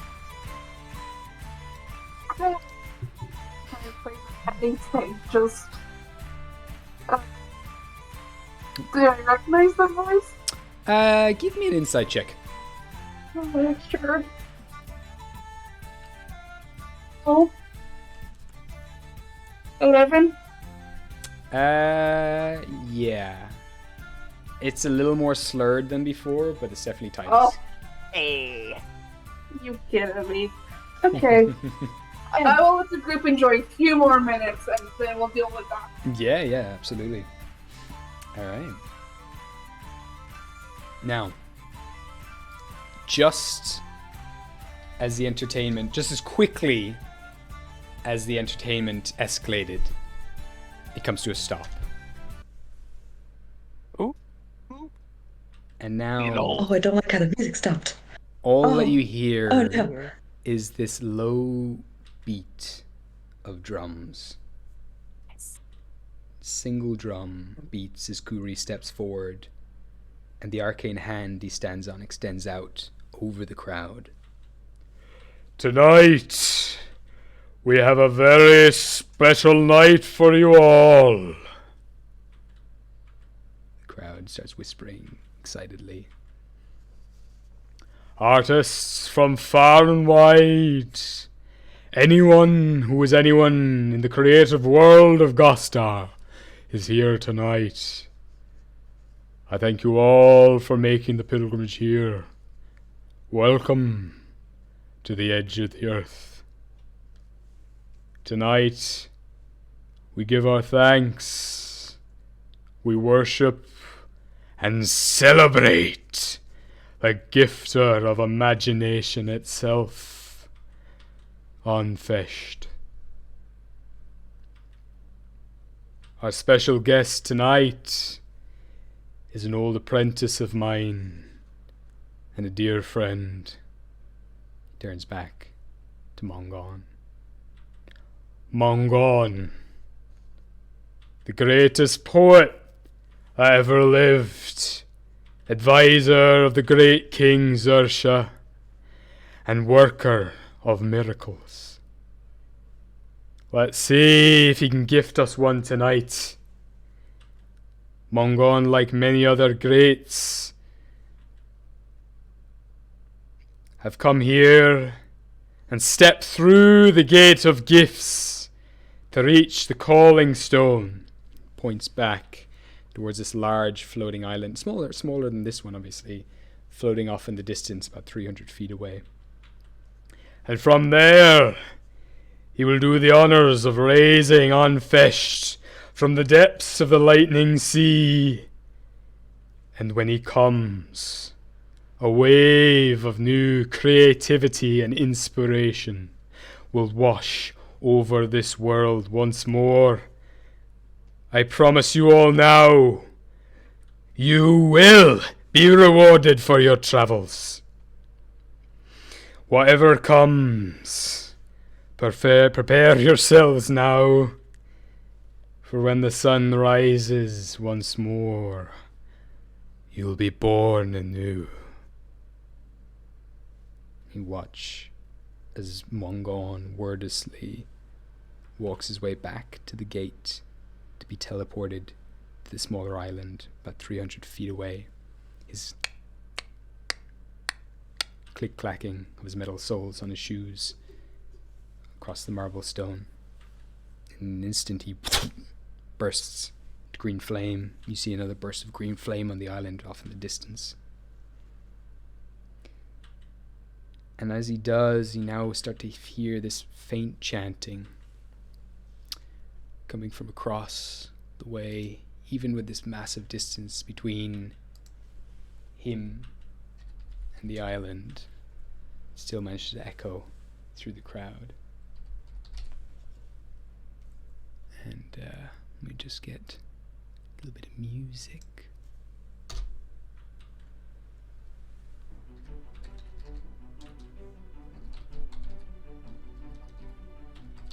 As he does begin to sing and chant, you slowly start to watch these green clouds roll in.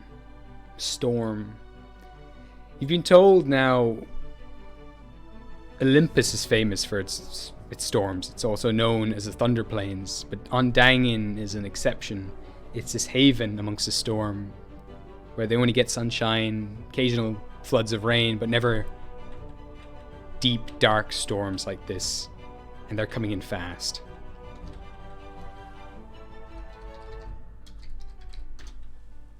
And before you know it, the clouds now fill the sky, everything goes dark. A few drops of rain begin to fall. Bronte, a couple of them hit your lip, hit your hand, and the rain is red. Oh. You taste your lip. You taste blood. But there's something strange to the blood. It tastes kind of fishy. Like ocean water. Salty. Irony. And what you see next... Like, what? Yeah. What's going on? What's going on? Oh my god! Oh no. This is blood. What's happening as she looks around to see what everybody else is doing? As you look around, everyone's kind of just gone quiet. Mongon's gone at this stage, so I'm going to get rid of him. But people seem surprised, or is it like they're taking their stride like, yep, no, I expected this? Yeah, people are completely silent. There's definitely a wave of confusion coming over the crowd, and the rain starts to get heavier. More blood. And the air gets cold. Guys, I feel like we need to get out of here, she says as she starts to run towards covering like that little tent. Arya tries to get under covering. As you head over to a tent, give me a dexterity saving throw. Oh, dexterity saving throw! Oh, that's not bad, actually. Okay. 11. You slip. You don't knows? fall. But you look under your foot and you've slipped on a splattered fish. No. You look up. No, fishy! More fish Yeah. are falling Oh my from god, the we're sky. being rained on by chum. Oh god. Oh no. This is a bad Oh sign. no. Concerned looks are going around the crowd, and then you watch as that jacked guy who was juggling people earlier gets decked by a dolphin that falls out of the sky and completely just covers him in guts as it explodes across his body. Holy shit! Oh, we're in no. battle Shit. against the rain! Okay. Uh, Oh my god. So that's where the Mr. dolphin Archwizard? from Dingle went. Yeah. Oh no. Bronte very tentatively Yeah. opens one of her jars and starts to collect Oh my the blood, but still kind of looks around warily as if the creature is going to fall at her at any Absolutely. second. Yeah, you look around, an octopus tears through one of these tents. Larger creatures are starting to fall now. A whale slams down, completely kills about 4 or 5 people, slamming down on top of them. People Oh are my beginning to God. scream. People are beginning to panic. And the next thing you see now is this pillar of water rising up quickly. The water is rising up into the sky, but cascading down at the same time. The ocean itself is a pillar rising up into the sky. And what you see next is not the cartoonish happy worm that you were promised. Before you is a monster.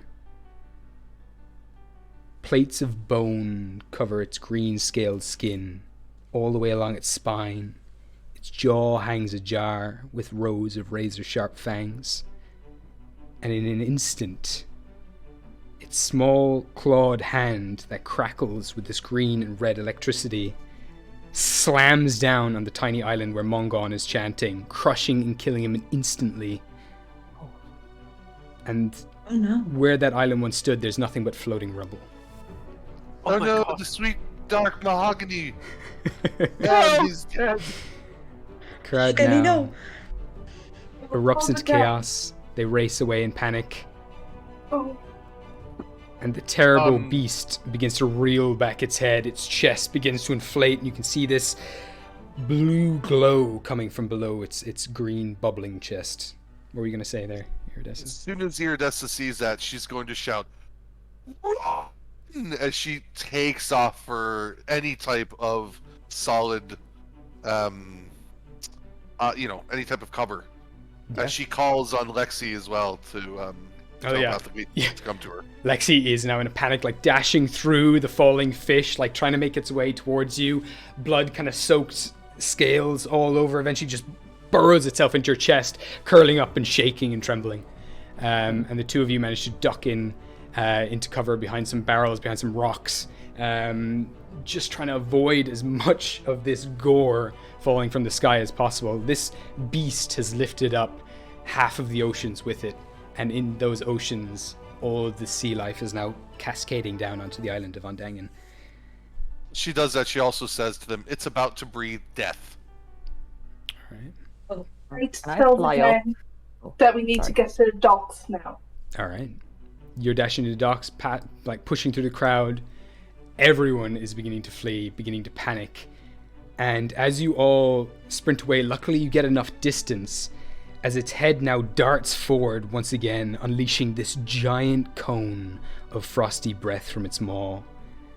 Snow and ice smothers the landscapes. Civilians are instantly frozen solid to the bone, and their twisted faces of fear and confusion are immortalized. Quickly losing interest then in the thinning crowd as you're all running away, going in every direction, Feist turns its attention to the sky docks of Worm's Landing, and in moments, your nearest and fastest exit to escape this island is encased in ice and is shattered into millions of pieces. And we're going to go to the break. Wow.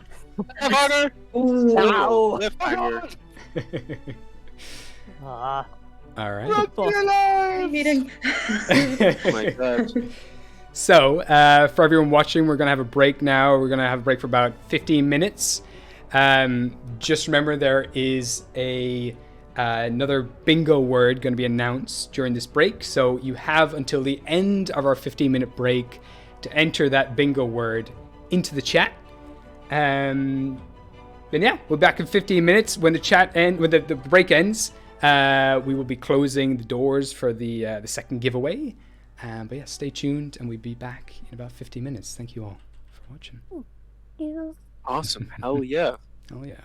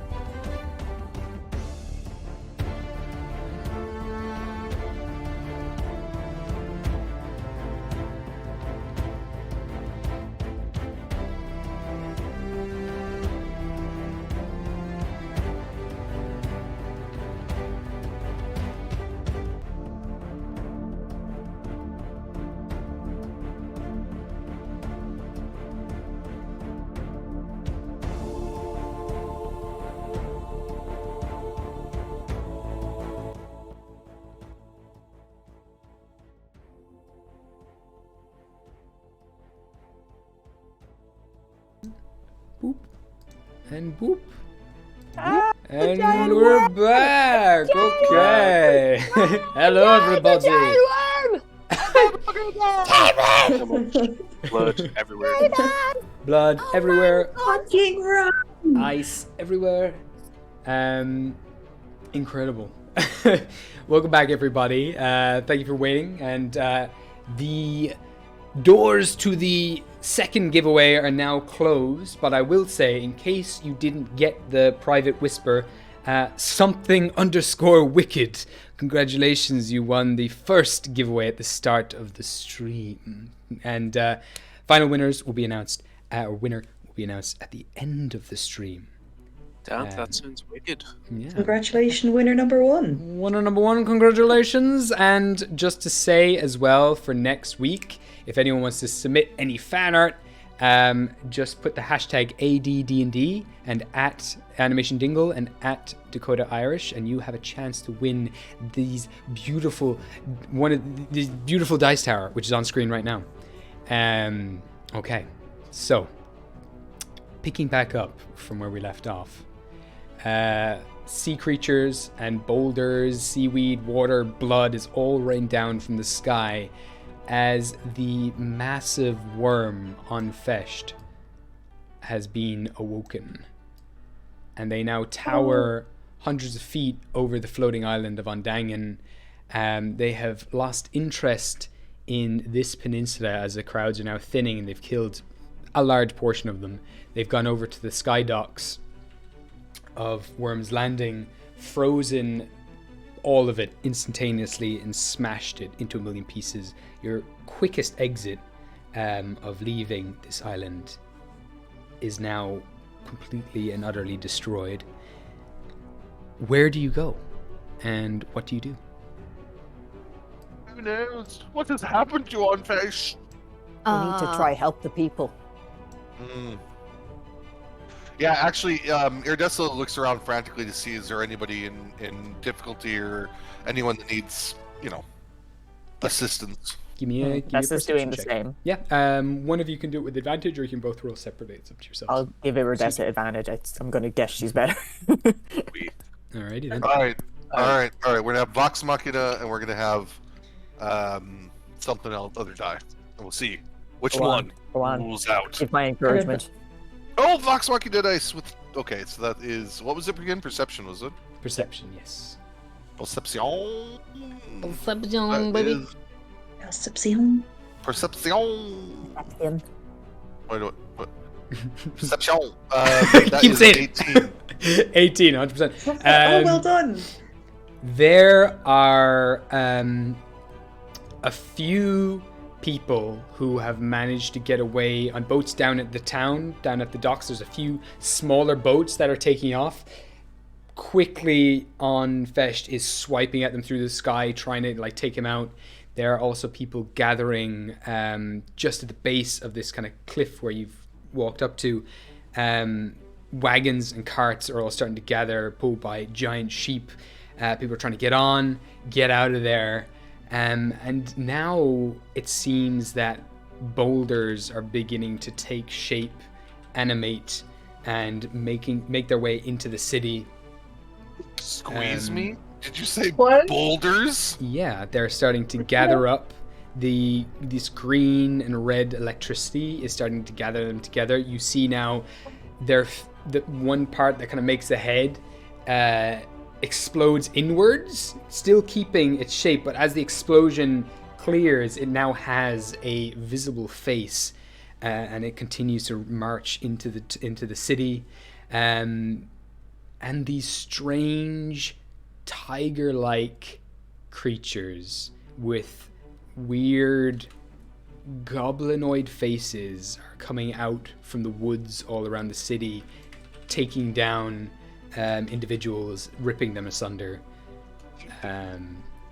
Everything's just chaos. Did anybody else see that? Did you? Oh my God! Did you see that? Yep. Kill the things. Kill the normal? rock things. Save the people. Kill the rock things. Just kind of yeah, flies yeah. in. There is one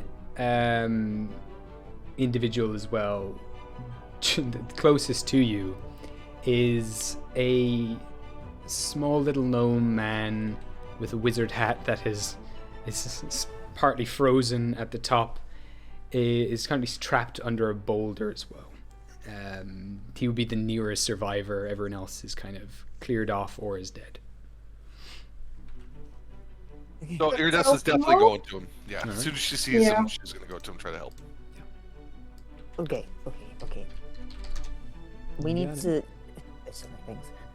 We You need have to to try and boulder? help the people on the ground and help the man who's squished. All right.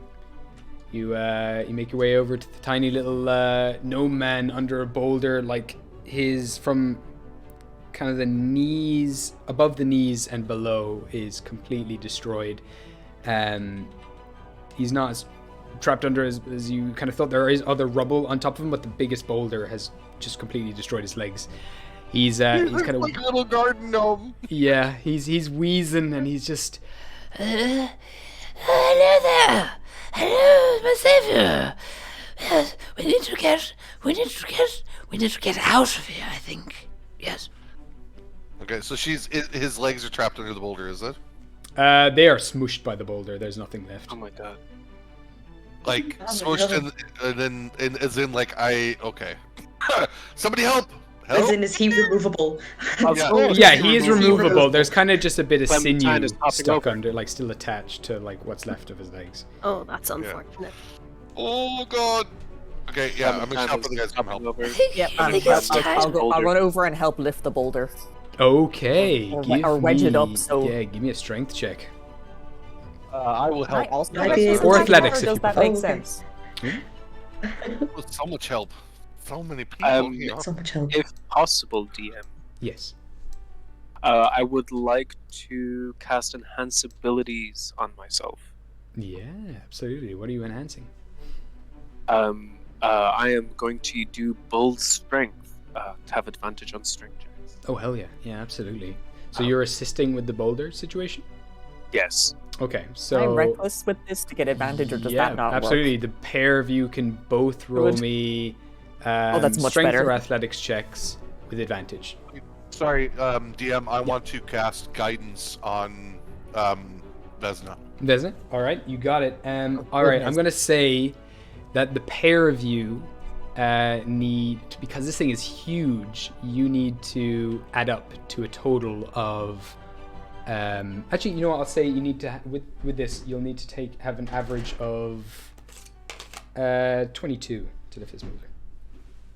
Well, I've good news since it's athletics, and also, especially because of the advantage. I rolled a 4 before, but now it's a 17 Okay. plus I 1 rolled- from guidance plus 7 from athletics. So, I maths. rolled a natural 19 plus 3 from from athletics. All Holy right. shit, you guys throw the boulder. Shit. Yeet it. Yeet. So Iridessa looks at both of you like, oh, you strong individuals. yeah, with that like a strong. Hercules move, the pair of you lift this boulder off, and there's a little bit of like his legs still pasted to the bottom of it, which snap quickly, and you do lift it up and throw it off to the side. It crumbles into a small kind of glacier, and then that portion of this island crumbles away Oh. Oh my god. into the So sea. I'm going to cast Spare the Dying on him. Yes. He seems to still be conscious. He is now saved from dying. 100%. He will not make any rolls. And he's kind of looking around, blinking one eye at a time. Yes, I think I'd like to go home now, but we need to go to the door. Go through the door and go home, you know? Iridessa leans down. You're in shock, my good gnome man. Here, let me help you. And she just leans over and she pulls out some bandages out of her pack and proceeds to try to wrap his legs and staunch the bleeding. Okay, you can give me a medicine check, please. Oh, snap, I will. That's a 19. 19. Absolutely. You've done this a million times. Not a bother. I think this is good. This is good. He kind of pats what's left of his legs. Thank you, heroes. Shall we be on our way? You didn't need the menu way. You were really short. You'll be fine. Oh. I suppose I can't Don't argue worry, with this. I can But make you prosthetics. I do like prosthetic limbs. This is fun, exciting. In fact, Don't worry, I'll make you some. Yeah. Taken this very well. what's the plan of You just action? vomit. Would one of you buff individuals please pick up this little gnome and we'll carry him to safety? Well, I'm just thinking we need. Of They course. were those creatures that were following the people on the ground, but also We should go. if An Daingean is attacking those ships while people are leaving, I could try fly up and distract him, but No, you not know. you get the dragon. No. yeah. I'm But happy people- to put Clinky forward to take care of the gnome and hold on to him. Okay, cool. Keep him off the ground. I think it would be a good idea to So go after perfectly- the boulders, maybe. Yes, I think we should go deal with the builders also. Agreed. Alright. They don't look fun. I think there's a ship in town. We should go to take the very fancy one. Very fancy ship. We should take that one. The fancy one at the tower, because Oh, that yeah, ship is that- still there. Wizards one. I've always Yeah. wanted to sail in a nice little tower, or perhaps we could go in that fancy old door over there, see where it takes us. And he points towards God, the giant Dad, it's arcane Michael D. gate. Higgins. It's Michael D. Higgins. Mr. DM is Oh my pointing God, towards it the magical glowing door Yeah, the giant Like the- gateway, yeah. Gateway. Mr. Gnome, I'm not sure what's beyond that door. Do you know? Wait, there's the so many thingy from beyond the door. Maybe there's a way to make him go away. What? Oh, that is possible. Maybe That's a good idea. I could do some wizardry on the door. Blah. Go, rest, dear friend. Come, chums, mind the chum. I think we should go deal with the builders first and help the people, and then go through the door. Try to go deal with this. Because helping the boulder, attacking the boulders will be helping the people. I think that's a good idea. Are we all on the same page about helping the people? Okay. Oh, hell yes. Oh, No, actually, Yes. I think go. Yeah, no. yeah. I was gonna be like, which one of you's evil? George Ross. Actually, I want them all to die. Augusta's just aggressive. I aggressively want to help the people. Aggressive. Incredible. Their blood is useless when it's spilt on the floor. Alright. So, Yes. Oh, good point. yeah. Just for sake of this, I will just use this map for now for the streets, which are also in ruins. There we go. Bunch of people running, scared, hiding, and amongst Oh my them, god, where did they all come from? They spawned in. Like villagers from Minecraft disappear. The chunks loaded. Oh, But crap. Abel just wants to ask the gnome if can the door stop everything and put the worm back where it's supposed to be, stop the boulders from moving and the things from the force coming. No. It'll just teleport us to another arcane gate. Safety and all that. Oh, You know, I could rewire the thing and get us out of here, no problem. Lickety split. But Tinky. We could rewire it, and then once we fight the monsters, we can send people away that way. yeah. I was yeah. I was going to suggest we could get Tinky to send Clinky out with the wizard over there so he could rewire the gate while we fend off the builders. Tinky's going to turn to Clinky and go, "What do you think, Clinks?" And you're going to hear kind of a little clink, clink, and she's going to say, "Give it to him. He's happy to take him." And Clinky will kind of go over to Iridessa and kind of put his arms out to take the gnome, the wizard. Alright, beautiful. So immediately they start like scampering over towards the gate. It's like, yes, okay, we're sucking diesel now. kind of pats the gnome.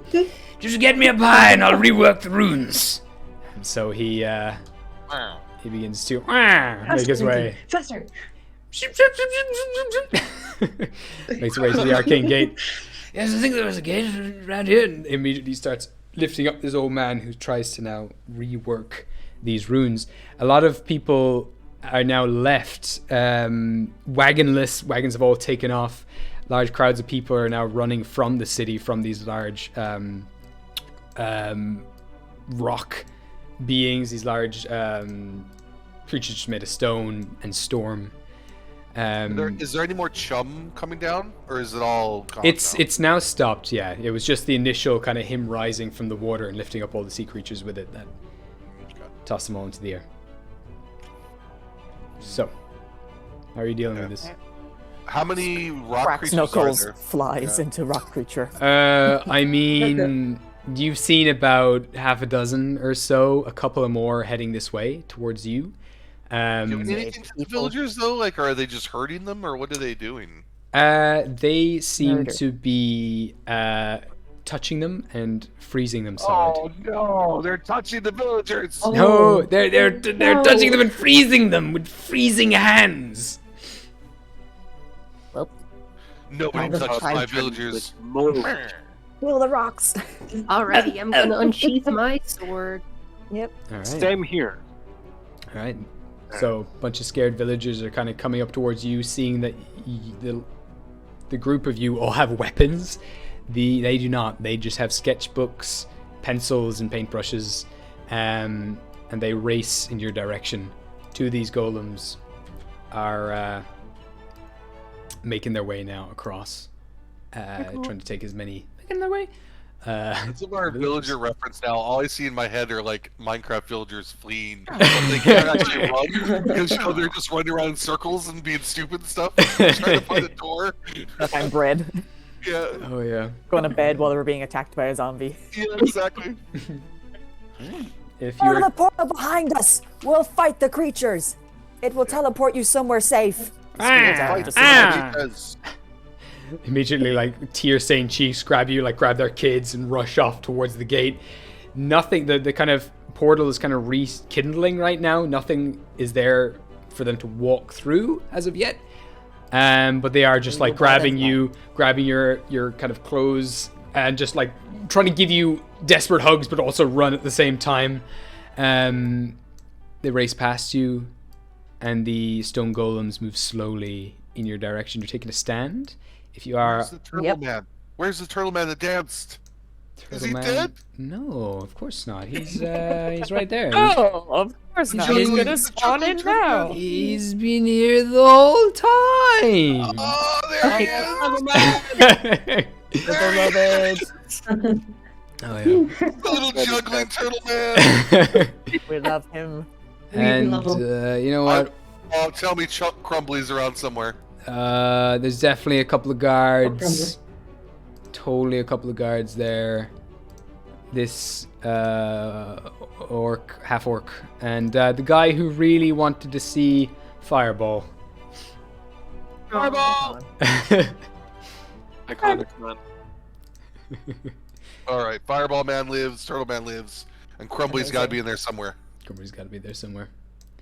Alrighty then. Time to fight some things. As these golems slowly make their way in towards everyone else, where would you like to position yourself? You have a bit of time just before they reach you.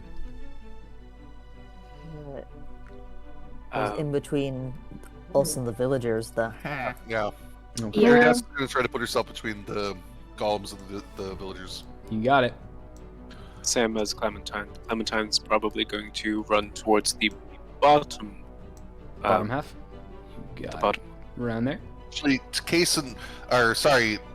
one thing is Iridessa doesn't have her half plate on. She only has her greaves and her pauldrons on and stuff like that. So, what do you want to call that? I can say there's a bit of armor on her. I mean, half plate. we'll say we'll go half plate. I think I that's mean, a thing. technically, she's already on. She's Already on half plate. Okay, so Yeah. we'll go There's with 3/4 plate. yeah. 3/4 plate. Yeah. 1/4 plate. Yeah, exactly. What's No, I'm just like do her you wanna original do, AC? dexterity? Yeah. Add your dexterity and add. I will say.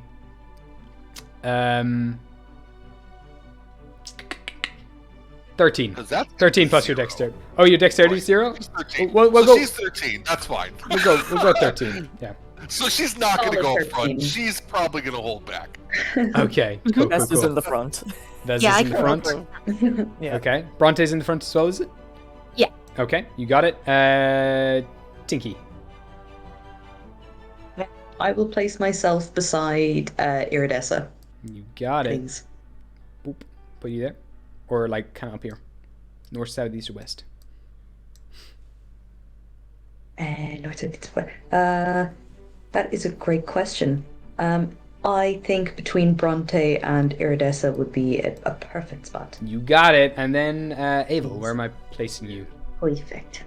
Which way are the monsters approaching from? They're approaching from the east side, so over here, coming Yeah, it's way from up. north, and then from the kind of southeast, northeast, southeast. Oh, okay, east. Yeah, so I would be probably west of Iridessa because You got I'm not a tank. it. You got it. Pop you down there between some of the guards who are readying some of their weapons. Okay. So with that, Can we zoom in just a tick? yeah, absolutely. I'm gonna just do that now. There we go. Gurmagat. No worries at all. I'm going to also, because the ambience is nice, but I'm actually going to just bring up the brightness a little bit so you can see a bit better. There we go. Okay. So I will get everyone to roll initiative as you take a stand to defend some of these people. Ooh. Are we gonna get some fight Oh music? no. Yeah. Ooh. It's I kind let's go with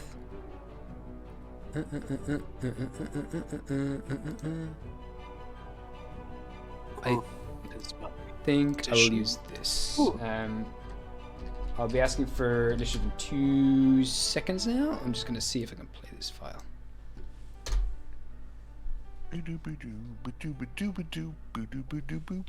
Oh, unable to play this track. I typed that wrong. Okay. Sorry, man. Bear with me, everybody. Let's try that again. Turtle power. Turtle power! Here's on the half shell. All right. So, starting with yourself, Iridessa. What have you gotten? I got an 18 natural. Get me. Nice. Clementine? I say, Yeah. I got a 15. Alrighty then. Vesna? At 12. 12. Bronte? A 5. 5. Ooh, yeah! Yes! Ava, what did you get? You got 4. Oh my Yay! Yay! And Wonderful. Tinky and Clinky. Thingy. Both. Please, I just realized I should have rolled for. Should I roll for Clinky as Actually, well? yeah. Do roll for Clinky too, and we'll have a separate initiative then. They will have done both, basically Cool. be rolling dice to help the little gnome. Yeah, blow before so we can have an actual proper ascending order. That was great. Yeah, just give me one moment. Oh wow. Okay, wow. Yeah, Clementine, you got your wish. Clinky got a 2. 2. Incredible. He got a 2. I think he got a 9. Alrighty then. 9. God damn it. 9. So- Thank you, Clementine. DM, I forgot to roll Yeah. for Lexi as well. Lexi got We can a just say 5. we can have Lexi go after you. Oh, okay, sounds Yeah. fine. There's Yeah, no yeah, worries. perfect. Any Totally. familiars, I'll say that they can just go immediately after you. They would fractal. Oh, Rosencrantz is like popped into another dimension. Oh yeah, that's totally fair. I mean, just in case you wanted to, just chuck them at one of the Yep. things. That's cool too. My little Meet the ferret. fractal is like floating around my head, little butterfly. Oh my god. I was, Vesna just has a massive stink bug teddy just vibing there. It doesn't do anything. It's just vibing. Can you ride the stink bug like a mount? It's into a Apple? teddy, so I guess. Oh my Hold it between my legs as I fly. before initiative Yeah. begins, could I use Embolden Bond and Yeah. give it to? 100%. I would give it to myself, Tinky Mm-hmm. and Bronte. Perfect. We can So just. as long as Hello. we're within 30 feet of each other, you got an extra D4. Oh, thank you. Alrighty then. All right. So with That D4 saved us last time. It's useful. with that, these Please golems save us again. start to Everyone take underestimate a their D4. position, and we're gonna start things off with Iridessa. What would you like to do? I'm going to bless Bronte. Oh, yeah. You can bless multiple people, right? With bless. Yep. So I'm going to bless Bronte and Clem and Vesna. Glim. Oh, that adds extra D4 to us, yeah? 10. And Yeah, bless. to all your rolls, yeah. I believe You so. are blessed. All right, cool. So you blessing them. That's Oh. that's your turn, or you want to do anything else? So yeah, so it's an attack roll, a saving throw before the spell ends, yeah, exactly. Alrighty then. So that's concentration. I don't. Do you want to put a concentration on there or something? I don't know how you're tracking that, but or do you want me to track it? I will put a little asterisk on you, and Down. hopefully I'll remember that. All right, cool.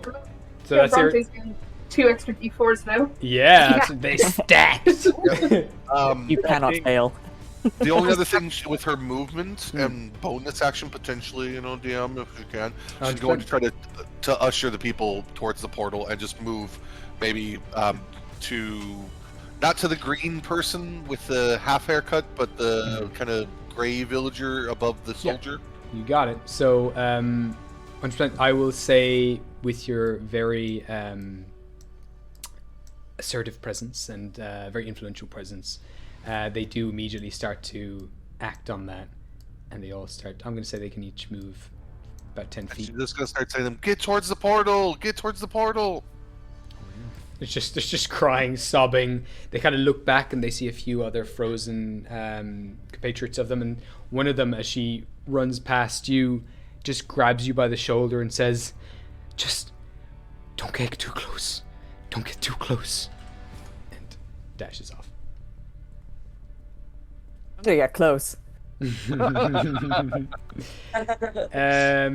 that, do you want to move anywhere, or are you happy where you are? Just move diagonally 5 feet to the northwest. Northwest. You got it. So, yeah. 5 feet. There you go. All right. Clementine. What would you like to do? It is me. After Clementine, we've got Clementine. Vesna on deck. Clementine is going to hop up on top of the of this whale. Yep. 100%. He is going to, as he jumps into the air above the stone elemental, he's going to click his heels together and start going into like a whirlwind spin descent, and he's going to use his bonus action to start a blade saw. Hell yeah. Amazing. Winds pick up around you. Frosty snow gathers around the edges of your blade, and you get faster and faster and faster. As he begins to spin, the flowers and the greenery on his clothing start having that kind of bioluminescent glow, very Avatar looking. Nice. You know, remember Avatar? Oh hell yeah. So yes, I get +2 to my AC, +2 to my con saves, and I get an extra 10 feet of movement and stuff. Hell yeah. And I'm going to slap this stone individual with my rapier. Go for it. Make me an attack roll. Fantastic. As part of this, I am going to expend. As part of this attack, I'm going to expend a bardic inspiration to do a blade flourish. Hell yeah. And I'm going to do a slashing flourish. Expend one of my bardic inspirations to deal extra damage to the number rolled on the dice to a target I hit, or got to another target within 5 feet of me. so it's just Wicked. this guy. But Nice one. I will go for the attack. I hope I attack. That's the thing. And these are magical attacks, are they? I assume you've got. I mean, my weapon isn't magical. I'll say with the blade stone, we can have them be Okay. magical. Yeah. That's a 16 to hit. 16 misses by 1. No. You do have inspiration if you wish to spend it, but Yes. Okay. I Fortunately- will expend that inspiration to re-roll that dice. you got it. Show me the money. 16. I No got an 11 way! again. Oh my god! Oh, balls! no. Okay. So with that, you slash through, you carve right through the rock, releasing more of this energy, but it seems to be unfazed by the attack. And you try to go again with the same momentum, slashing up again, just carving an X into its chest, but not penetrating any magical vital parts of this boulder creature. Is there anything else you'd like to do? These are a bit more difficult than I thought they would be. I don't have anything else. I'm going to have to pass my turn. I assume you're not. Oh wait, you're blessed as well, so you should be adding a D4 to this. Oh my god, a D4! Yeah. Oh! I didn't think of that. You can take back your inspiration Oh! because you would just meet it Blessed. regardless of whatever you roll, and you see now the X that you carved in its chest begins to light up with a silvery blue light and explodes outwards. How much damage would you deal? That is a 1d8 plus 2. But because I use a slashing flourish, it would be a extra d6 Hell yeah. from my inspiration dice. Wicked. So I rolled a 5 on my normal dice, plus 2, 7, plus bardic inspiration, 5. So 7 plus 5 is maths. Is 12. 12. Hell yeah. Oh, Alright. hell yeah. So, okay. With that, there's a pause. You think you've not done anything, but with the blessing of Iridessa, your strikes did strike through, and this explosion of light comes from its chest. Yeah, you did it. Nailed it. Fantastic. Yeah, I guess Clementine's just going to land, and he's just going to kind of pull the blade in front of him and kind of just get ready for whatever this creature is going to hit him. Notice no one came after him, so he's like, I mean, can't have all the fun. Oh yeah. Then we'll pass my turn then. You got it. Vesna, what are you up to? Marvelous. After Vesna, we'll be going on to monster round, so we'll come back to everyone else. Cool. So I'm gonna charge up right beside Clem, You got it. our You- lovely, delightful friend. And Zipping may along. I please, if you would, my kind DM, Yes. rage? 100%. Can you describe to me what happens when you rage? Okay, so Vesna basically flies up with this guttural sort of It's a bit more Amazing. intimidating. That was incredible. I love that. That was spot on. Yes. As her kind of all her bug features become slightly more sharper, and this long kind of stinger-like tail flings out the back of her, and is flittering about her, prepared to strike at anything that comes close. She goes into the tail form of her rage, and her eyes are even more narrowed and bug-like, focused directly on the two enemies threatening these poor innocent people. Incredible. So, She takes out this beautiful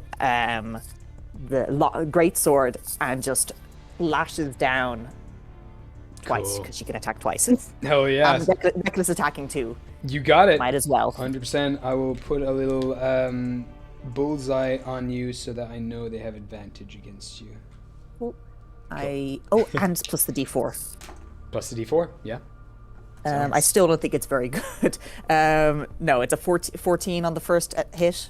It doesn't think hit that- with the first one. yeah. You do have advantage. You do have inspiration if ever you want to spend it, just to say. But yeah, 14 wouldn't well- miss.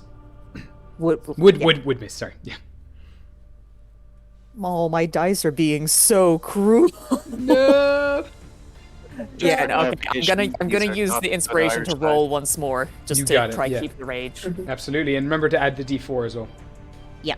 So okay, so the second attack hits at least using the inspiration. I rolled like 3 4s and like a 3. It was bad, but that was a 15. Yeah, all right, yeah, absolutely. 15 altogether. plus 17. So Plus yeah. 17. Would you? No, plus 7. Plus 7. I was like, holy shit! What did I give you? But no, sorry. I'm all plus 13. Incredible, I'm yeah. like looking at my dice, being like, please work for me. Cool. Okay. Wicked. And I'm using Sting, so it's my special magical sword. you so got it. And that's roll for 8. damage. 8 plus 6 is 8 plus mental maths 11, so that would be plus 8 onto that. 19 plus rage is 21, plus my strength is 25 damage. Ooh, okay. I'm glad I went for the extra damage on Sting when we made it. Hell yeah. And So, yeah. As she swings, you hear this like musical note as the sword cuts through the air, which sounds a bit odd. Kind of not supposed to do that, but you just hear a little. Yeah, as that musical note chimes through the entire blade, Clementine, you watch as the blade, this light, this kind of honey-colored light, begins to emanate in the shape of a blade from this small blade in Vesna's hands until it's about the same size as a large greatsword and just cuts straight through the stone, shattering it in half, like its torso in half, which the two halves do float around for a little bit, and there's this massive explosion of energy as more shards of rock explode out through the air. Amazing job. It's now a little smaller in size, more pebbles A little floating. thumbs up to Clem, and then someone else's turn. You're starting to outshow me. Inspired. With Her eyes that, are like wild. the two pebbles rise up to its glowing blue eye sockets and turn into little angry eyebrows, and it's its turn. It's going to make 2 attacks. Oh, no. It is going to... you know what? Actually, no. It is going to begin to vibrate and shake, and lightning begins to crackle within it, and the air around you gets colder and colder. And I need the pair of you to make Constitution saving throws, please, as this gust of icy wind shoots from its body into you. Which Amazing. dice hasn't hurt me today? Um, Ooh! That one did not! Ooh! Mr. No, sorry. DM, Yes. would we still be within the hour that I cast Enhance ability on myself? Yeah, you would. Fantastic. Oh wait, no, that's strength. Never mind. That's not got to do with con saves. Never mind. Ignore me. It's all right. I rolled a nat 20. Nat 20. Yeah. Okay. That's why that noise. I was I'm like, "Oh!" Done. I'm going to say with a nat 20, you can add a +5 to whatever you roll here, Clementine. That's just, my like, dear, in that front is of Clementine somehow. You do, you should. I got you. 5 plus 3 is 8. So that would be a total of 9. 9. Okay, so. I rolled a nat 1. Okay. Nat 20, now one, don't go so well. You do try to dash in the way of some of this blast, trying to protect Clementine somewhat. As this icy blast shoots in, you completely shrug it off. Clementine, on the other hand, begin to shiver. The flower petals on your head freeze up solid. Your whole body begins to shake. You're now considered slowed, so you can't use your reactions. Your speed is halved. And you can't make more than 1 attack on your turn. Oof. And you can Fantastic. only choose to take either an action or a bonus action, not both. Ooh, spicy. I think you can save from that. I think. I don't know. I don't know spells that well. So your whole body seizes up, your feet are slightly frozen in place, you continue to try to dance and move through it to warm up your body even alone, but it is just, it's not just affecting your external body, it's hitting something deep deep inside. Not your will to fight, not your organs or anything like that. It is attacking your inspiration and all of your creativity. The light that emanates from Clementine's bioluminescent clothing definitely dims with that, as like a lot of the flowers start withering. All right. We now move on to Tinky. What would you like to do?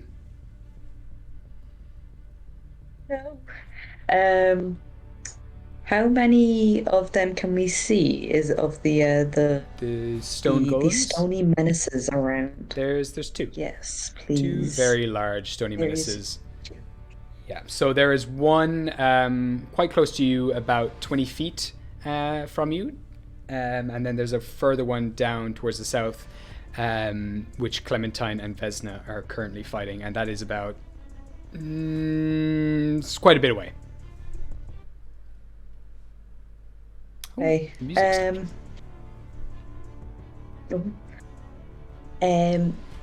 Tinky is going to see the one that's more closer to us, and she's going to shout, "Watch out!" as she will bonus action cast Branding Smite. Nice. On what suddenly as she puts her right arm out, you see the gears that hang off of her arms like bangles begin to spin and light up, and as that happens, her arm blade javelin comes out, and it is lit up with the same lights and runes as the bracelet gears, and she is going to throw it towards the closer stone golem. Oh yeah, absolutely. So with that, it fires off, lands on it, burns into the stone, and yeah, it's your bonus action. The whole body begins to kind of shake and twitch a little bit. There's no save for Branding Smite, is there? I think it's just it does extra damage to them. Yeah. No, that's cool. Perfect. Yes. Yeah. So I think Branding Smite is a with an attack. So next time you hit the creature with a weapon, attack before the spell ends. Yeah. So it's a bonus action to cast. Yeah. So it does extra damage. Perfect. And it's a concentration. So I'll just put a little asterisk on you then. Okay. So what would you like to do for the rest of your turn? As for the rest of the turn, what she would like to do is, I've just used. Okay, so I can't cast the other spells. Never mind. I had a different idea. Yeah. So for the rest of her action, she is going to move, if that's okay, probably 10 feet southwest, if that's all right. Southwest. Just to give herself a little bit more room from the other golem, because I know it's going to be a bit pissed off at her. Yeah, you know what? I'm going to pop you there just beside Havel. Perfect. You can shuffle through the crowd. Thank you very much. And she'll pull out her... Perfect. She'll pull out her crossbow. You got it. And are you going to attack with the crossbow? If that is all right, please. Yeah, 100%. You can shoot the giant stone man. Yes. Yeah. So I will roll to whack it. That is a whack it the stone. That is a dirty 20. Dirty 20 is a fantastic hit. Absolutely hits it right between its glowing eyeballs. So with that, you can add the 2d6 extra radiant damage with this. He the queen. Yes. So that is a 7 plus 5, which is 7 plus 5 is. I should bring my little calculator 12. with me. I'm usually good at mental maths. 7 plus 5 is 12 plus 2d6, which is, oh my god, that's 6. So that is 12 plus 6, which is 18 plus Dakota Irish, you got to sponsor me because I just rolled another 6 on the D6. All right, so Oh my 24 God. altogether. MVP. Yes. Okay. So that's total 26 damage. Yes, absolutely. Okay, cool. So with that, aim your crossbow. With that, the crossbow immediately draws your hands towards that mark that you made. It locks on automatically, and your bolt is guided straight towards the creature. The mark on its chest now moves across its body right between its eyes and guides your bolt straight through its head. It begins to flash, light up, explodes off a massive chunk of stone from its head. Amazing. Incredible shot. Is there anything else you'd like to do? That is your turn. That's your action, bonus action, and movement, unless you want to say some cool one-liner. She will shout over to Clinky saying, "How's the wizard going?" Kind of looking over her shoulder to make sure that the poor wizard is not just dead in his arms, and he's just holding him, being like, "I'm doing something." So with that, you kind of look over. Tinky has made their way to the ruins. You can see the old wizard is kind of like trying to sit up, not pass out from the pain of losing his legs recently, and is taking out this arcane crystal pencil and is rewriting some of the runes to recalibrate this portal to take everyone else somewhere safe. But we'll get to that soon. After that, though, we're going to hop over to this golem who was just shot in the head. After this golem, we're going to bounce over to yourself, Bronte. But before that, the golem is going to slowly make its way towards you.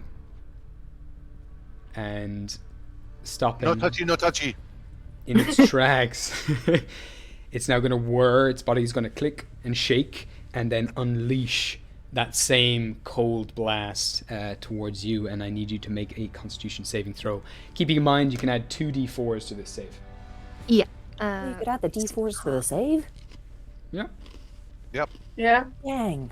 You don't have to, though. The nice thing about Bless is that you can add it to your attack, so... I am very lucky that I had that. I think with Bless, you can let me see, continue to add it, right? Yeah. Yeah, it's every round. You can only use it once a round, though. Yeah. Gotcha. So I rolled a 5 plus 5, that's a 10, plus 3, that's a 13. I'll use less. That's it's not great. It's 14 in total. 14 total. I'm gonna Did you say include Bold and Bond? you have 2d4s. Yeah, I rolled 2 Okay. d4s. I just rolled a 5. I'm going to use different dice.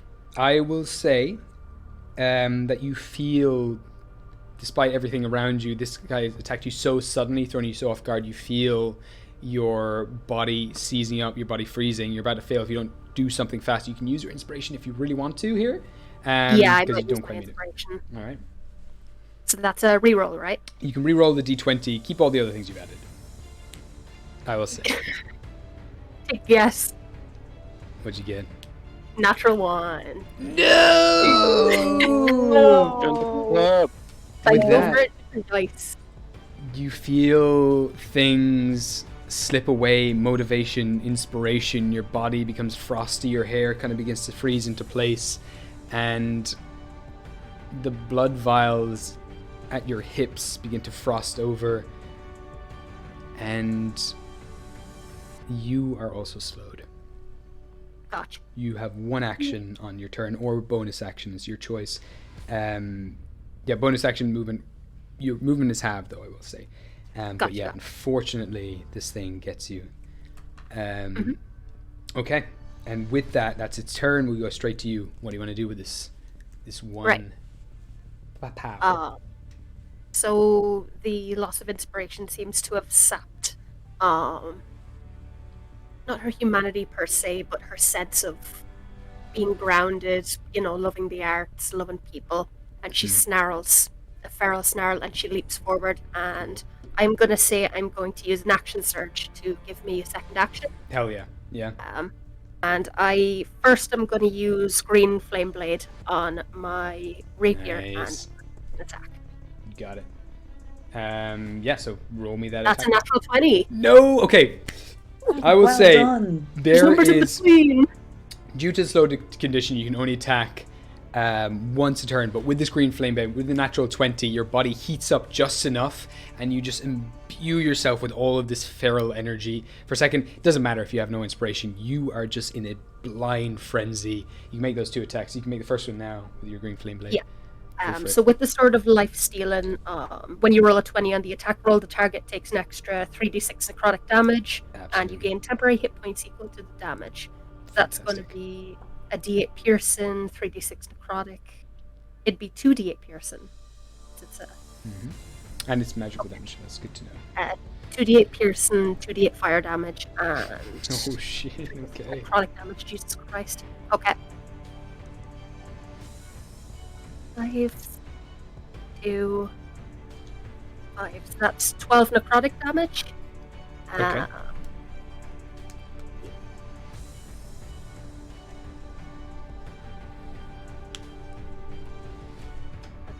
it. That's 13 piercing. 13 piercing. 5 plus 8, that's 13 fire. 13 fire. Whoa! Okay, it's 38 damage altogether. That's hefty.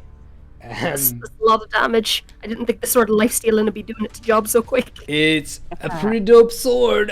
Yeah, you. How are you attacking this thing exactly in this frenzy? So the sword catches fire. It's sort of a necrotic, smoky kind of flame, nearly white in coloration. And she snarls and she lashes herself onto the thing and she drives the sword in. Damn, yeah, with that, stab it in, the storm within it, controlling it, that green and red just turns bright green, bright flames shoot out of its eyes, every crack in its body, it begins to crumble away rapidly. You see all the rocks begin to heat up and actually melt as you stab this thing in and you drain it of all of its energy, as it did to you. You have a second attack now, right? Because you're... Oh, yeah. Yeah, Let Go for me it. check.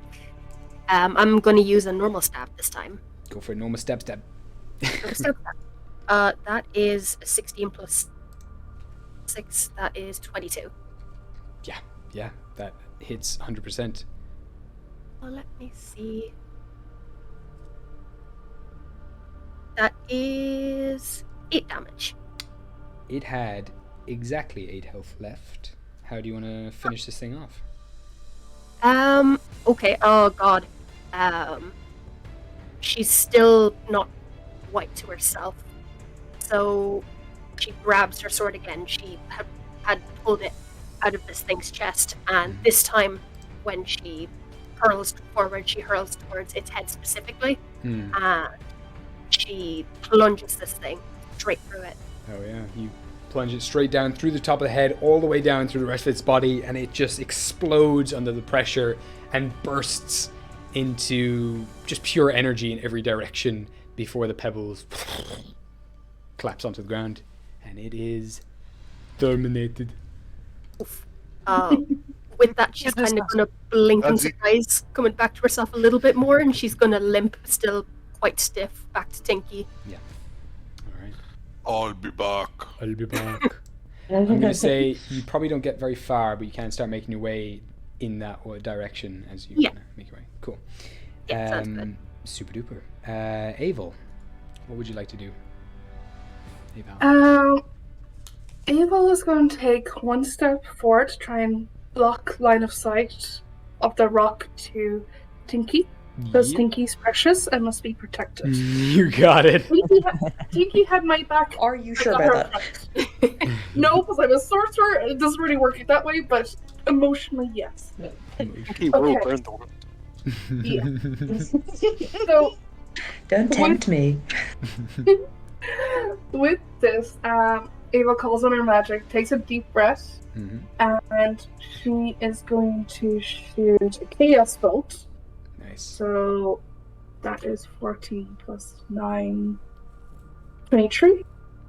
And that is a 9 and 4. So force. So 13 force damage from that. You got it. God, Yeah. force damage. Nice. Well, you always get a choice, and I was like, Yeah. 4 or 5. Hell yeah, absolutely. This, sends, you shoot it straight over there, bursts massive chunk out of his body, warps, twists, and explodes into dust. What? It's just a massive chunk of its body. There's only about 3 or 4 stones now floating in the storm, but it's still up. Okay, cool. I'll be happy if he was dead, but I will use a bonus action in using 2 sorcery points. Call in deep arcane magic that I don't have a clue how it works, but it just works. And I use chill touch. So that is 19 plus 9. And that is 9 necrotic damage.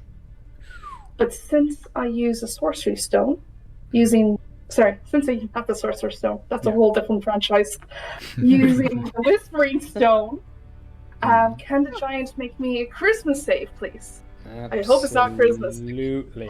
I totally thought you just said Christmas save. I was like, I thought you said Christmas. Yes, Yeah. it I was was. like, interesting. So Bingo. it rolled a 17 minus 5, so that's a 12. The DC was 17. So, yes. Oh my god. Okay, so So it That was fails. one charismatic rock. It is a 6. fail. Oh, it's a fail. Okay. Yeah. 6 plus 4 plus 5. 15 psychic damage, so a tendril of purple energy reaches out. And This is from your whack new nice little toy, right? That you the got shiny rock. The shiny rock. The shiny rock. Shiny rock. Yeah. As you Shiny unleash rock. the power of the shard towards this creature, and it wraps around, from your spell, these tendrils come out, wrap around the body, you just hear in the back of your mind, Yes. It feels good to have a presence in this world again. Shiny rock. the shiny rock Yes, squeak. destroys the big rock. And how do you think these tendrils and this magic spell finishes this creature off? The ghostly hand reaches out and just starts to crush its head, and this tendril of energy just wraps around its body from the feet up and cracks whatever rocks are left, Nice. and just let it go. Hell yeah. Crunchy. Love that.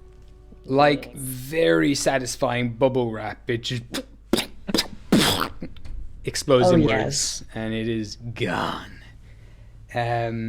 There's a moment of calm as now Clinky, helping the old wizard, begins to start carving runes into this piece. They're gonna make a roll, see how fast they go. Wow, okay. He gets 2 of those runes done. Lickety split, just, all right, let's go, little robot. Just carves 2 out of the 3 runes that they need to rework before you can get home. As this is happening as well, the crowd slowly begins to make its way, or hurry. Why are they going slow? They would go fast. Especially with Iridessa guiding them towards the gate. They're ready to go through. Within a matter of seconds, this gate is going to be up and running. You're good to go. Everything's going well. And then you hear the churning of water from thousands of feet below. You see the storm making its way, lightning wrapping around the body of the giant worm on Feist as it makes its way back to the gate that you're all trying to escape from, and its eyes lock towards you. old gnome! And this giant worm looms over all of you, and it is going to unleash a frosty breath. I need Oh no. everyone who is by the gate is currently protected by the stone itself, but you guys get the backlash of this this breath attack. So I will need everyone to please make me 2 seconds now. I just need to look this thing up because I didn't have it ready. Sorry now. Yeah, here we go. So I would need everybody to take... give me a Constitution saving throws all around, please. More con saves. And say, Go on, original dice. You gave me a nat 20 last time. Never mind. You're a failure. I hate you. That's a nat 1. Remember, if you have plus or anything. Wait, really? Yeah. Oh my god. Mr. DM, is this a spell or magical effect? This is... Yeah, I'm going to say it's somewhat magical. Yeah. I have advantage. It's a breath attack, but I'll say for this case it is magical. I'm disappointed in that dice. That is so incredibly sad. Oh no. Some bad rolls today, guys. 2 plus 3. 21. Okay, 21. Dirty. Dirty 20. Yeah. Barely. Iridessa. What did you get? 13. 13, okay. Bronte? 21. 21. And Ava, you got the... Okay, and sorry, Tinky. Remember, guys, you have bless. You do have bless. Make sure to add it. I was about to say, I just remembered I still have that little D4, and I've just spent the last 30 seconds trying to pull it out of the bag. Thank you, Dakota Irish. That's a 4 on the D4, which makes it a 14. That's pretty low. This save of the Constitution check sponsored by Irish. I have to shake your hand when we meet in person as a thank you. Yes. I owe you a drink, and this isn't even the first session over yet. Okay. Ooh, well, at least I've got the HP to take it. What is everyone's HP out of curiosity? I don't. Oh no. God, Should we tell you? Yeah. DM, I don't feel confident disclosing that information. That's fair. Okay. I'm gonna disclose that you. information because I know I have the highest. Mine's 55. Oh, Yeah, I've got 40. Oh, snap. Whoever got over 21 will take half of this damage. Over 21! Oh, well, you know. Like, is a 21 me to beat it? Yeah, 21 will beat it. Yeah. Okay. So, anyone who didn't beat this takes 70 points of cold damage. 70. Oh, yeah. I'm down. I'm down. I'm down too. 7-0 or 1-7? Please clarify. 7-0.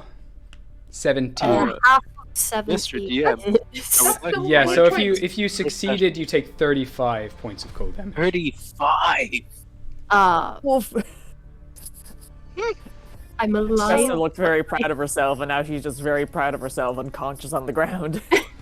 DM, did we skip some sessions? No.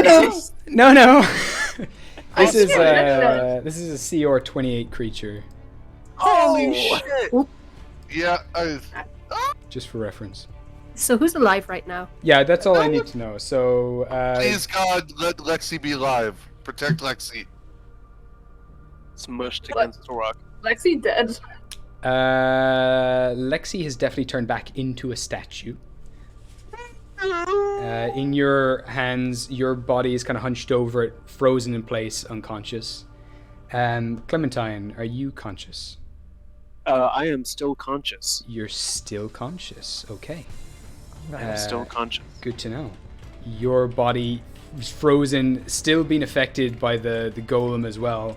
Okay, so you are conscious. Vesna, how are you doing?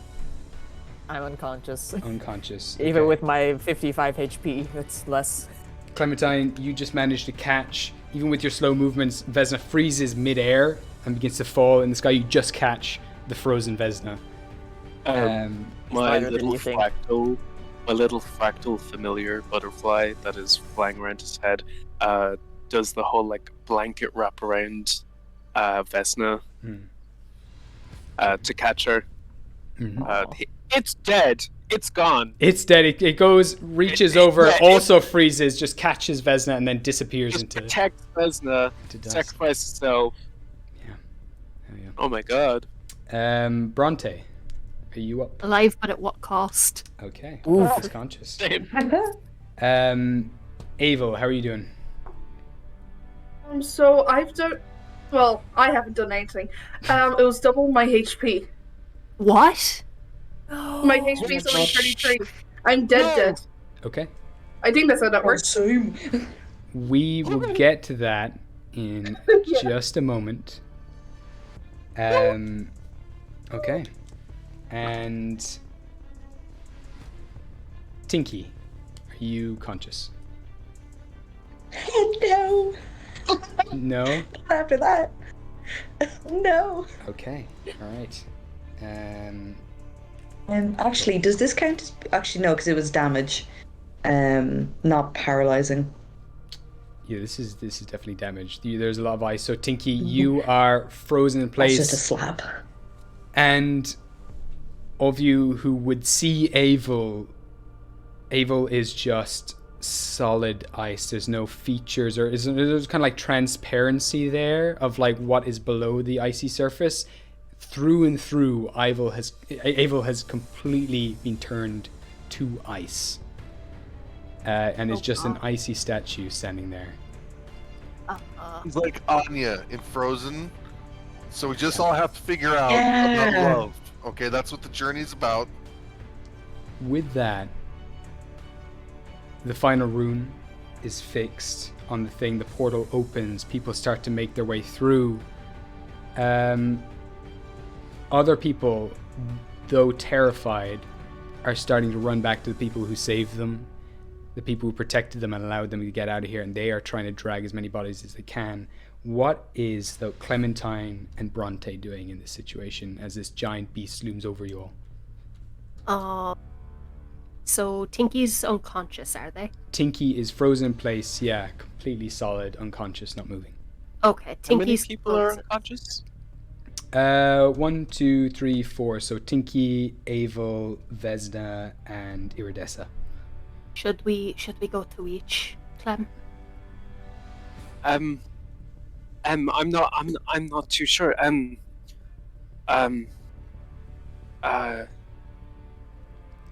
Yes. I think Iridessa probably has some. No, the Clinky probably has some healing. Mr. DM, when it comes to my turn, I would most definitely like to cast a spell. Yeah, we can say it's your turn right now if you want to do something. Oh, healing word on Tinky. I'm gonna help Rock up. You got it. Okay. Clinky, everything is muffled, everything is dark and silent, and you feel that small whirring heartbeat inside your chest come to a stop. And then there's a single voice, muffled under the ice, that reaches out to you, and you feel a little ray of light come into the center of your chest, and your eyes light back up. You're back up. How much health does Tinky have? This is a 3rd level healing word. You got it. So that is 3d4 plus 3. As he does it, with like the faint ambient light around, he kind of like starts moving his hands towards Clinky, and the light in the area kind of starts bending, like it's being focused with mirrors towards Tinky, and starts like heating the ice to try to melt it. That's 4 plus 2. Drop the dice. Plus 3. So that's 4. Oh, that's maths. 6, 9 plus 3, 12. 12 points of healing. 12 points of healing to Tinky. Thank you. Bronte, do you want to do something? I'm gonna be real with you. Bronte cannot physically heal, but it's not gonna stop her from trying. Yeah, absolutely. She's gonna limp over to Evil, who is Yeah, now. a good medicine check never hurt anyone. Yeah. I bet if you try to shatter those ice statues, Would that not like? probably. So you She see sort before of- you, completely frozen through and through to the core, just an ice statue in front of you. She's gonna do the only thing she can think of right now. Set up her flame blade and just press it against the ice to see if it assists in melting. You quickly see the transparent statue begin to melt. Wherever you place it, like a bit of her shoulder begins to melt away. It doesn't come back. There's nothing below the ice. You're just melting this statue and what's left of her. No. No. Bronte Chat. looks All around me are familiar. very confused. No. Where's Ava? I thought she was under here. What? Oh no. Clementine's gonna look over and be like, "Oh God, help someone else." Okay. We'll get to Ava after. You can see She's gonna immediately lift Iridessa. a bunch of you can head over to Iridessa. A lot of these pilgrims are racing over and throwing their lives on the line to lift this icy statue of Avel and try to bring them through the portal. So Avel is brought through the portal along with the other pilgrims. I will say they managed to do that. And a few guards are now immediately coming to help you, Bronte, and aid you with whatever you need with Iridessa. A couple of them, like, inspired by her presence, that she kind of got everyone going and out through the portal. They're ready to help. It's like, all right, hey, what do you need? Oh my God, it's you! No way, this is the one. This is the one. Oh, I've got to save her. She doesn't know what to do, so she just shakes her. Oh. Right, I don't think that's working. How about we do this? And he starts like just trying to hack away at bits of the ice. Bronte, you can make a medicine check with advantage as these guys are helping you. Okay, excellent. You see, curled up in Iridessa's arms, the statue of the silver dragon. That is an 18. I'm very lucky I had advantage because my first roll was a 1 and that would have been 0.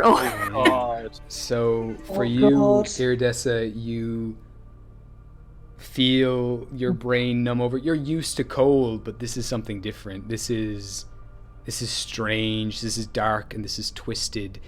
And while you are immersed in this ice, you feel a direct connection to the creature that just struck you.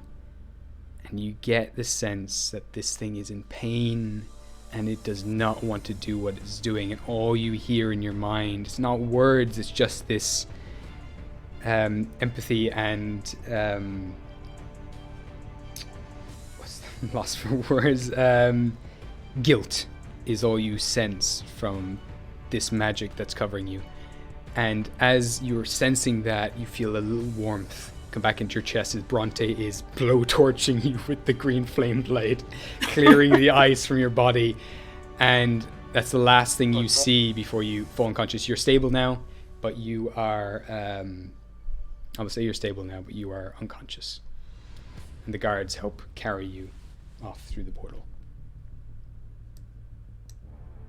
Okay, who else?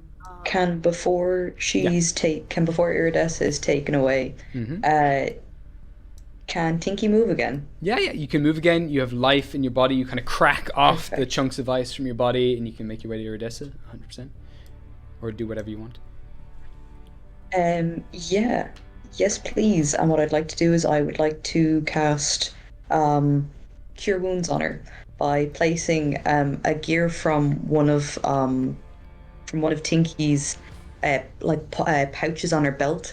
And what she's going to do is she'll put it underneath kind of Iridessa, so kind of between her shoulder blades on her back. And what it does is it will create almost like a harness on her. And it'll have a very soft glow on it and it'll keep her warm and heal her by 1d8 plus 4 if I can roll that. Yeah, go for it. Roll away.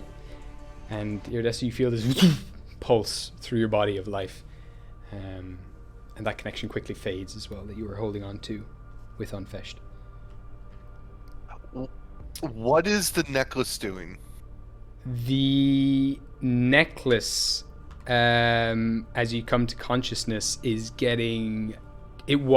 getting tighter, But now as you kind of feel yourself slightly choking as you come to consciousness, but it loosens up again. And it begins to glow and then dim.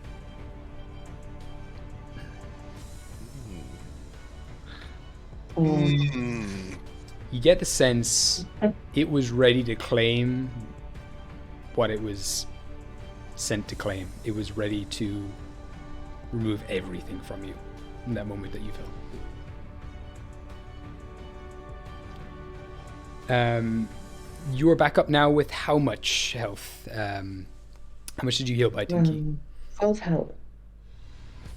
12 health. 12. Perfect. Okay. 12. Sorry. That was a very good roll. Nice. Hell yeah.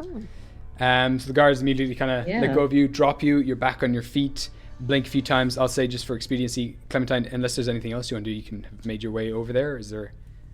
Again, I'll be making my way over. Is there anyone still unconscious? Just Vesna in your hands. And the frozen statue of Abel, which is being carried off.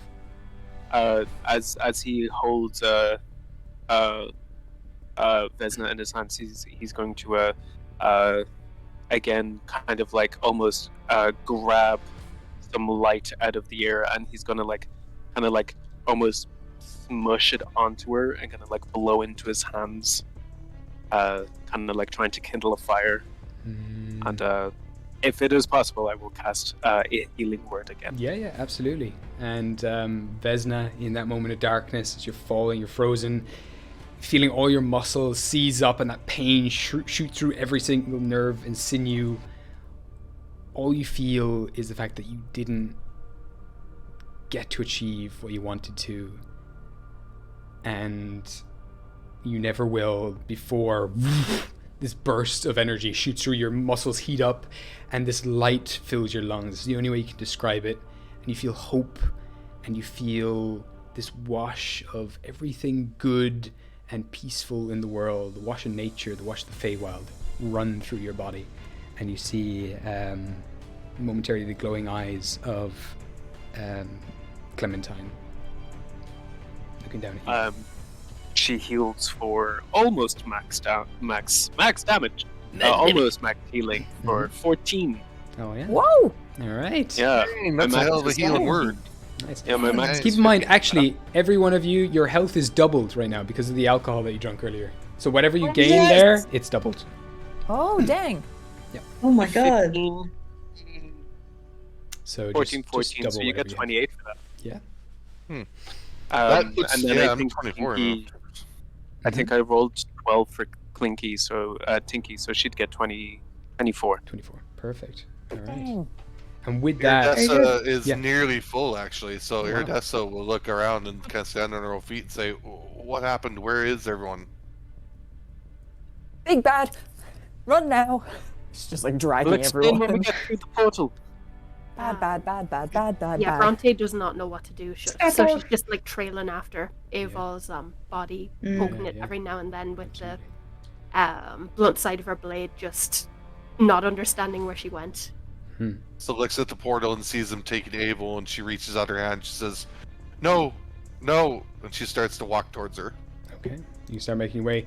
There is a moment as the beast is beginning to reel back again, its chest bubbling with that same bluish green glow, and then it just reaches up with one of its claws onto its face, claws down its eye, and just tries to hold in whatever it's about to release. There's a moment of give in that creature where you see in its eye that it's just like raked its claws through. There's this innocence and this desperation, and all it tells you is just, please help me whenever you can. And you start racing towards the portal, but before the chest begins to bubble again, ready to release the breath, but it's just enough for you to get as close as you can to the portal. Iridessa, is there something you wanted to do with Avel, or? Yeah, absolutely. When she gets up to her, if she doesn't feel life, she's casting Revivify. Shit, yeah, dope. You got it. So that will use up Diamond, right? Yeah.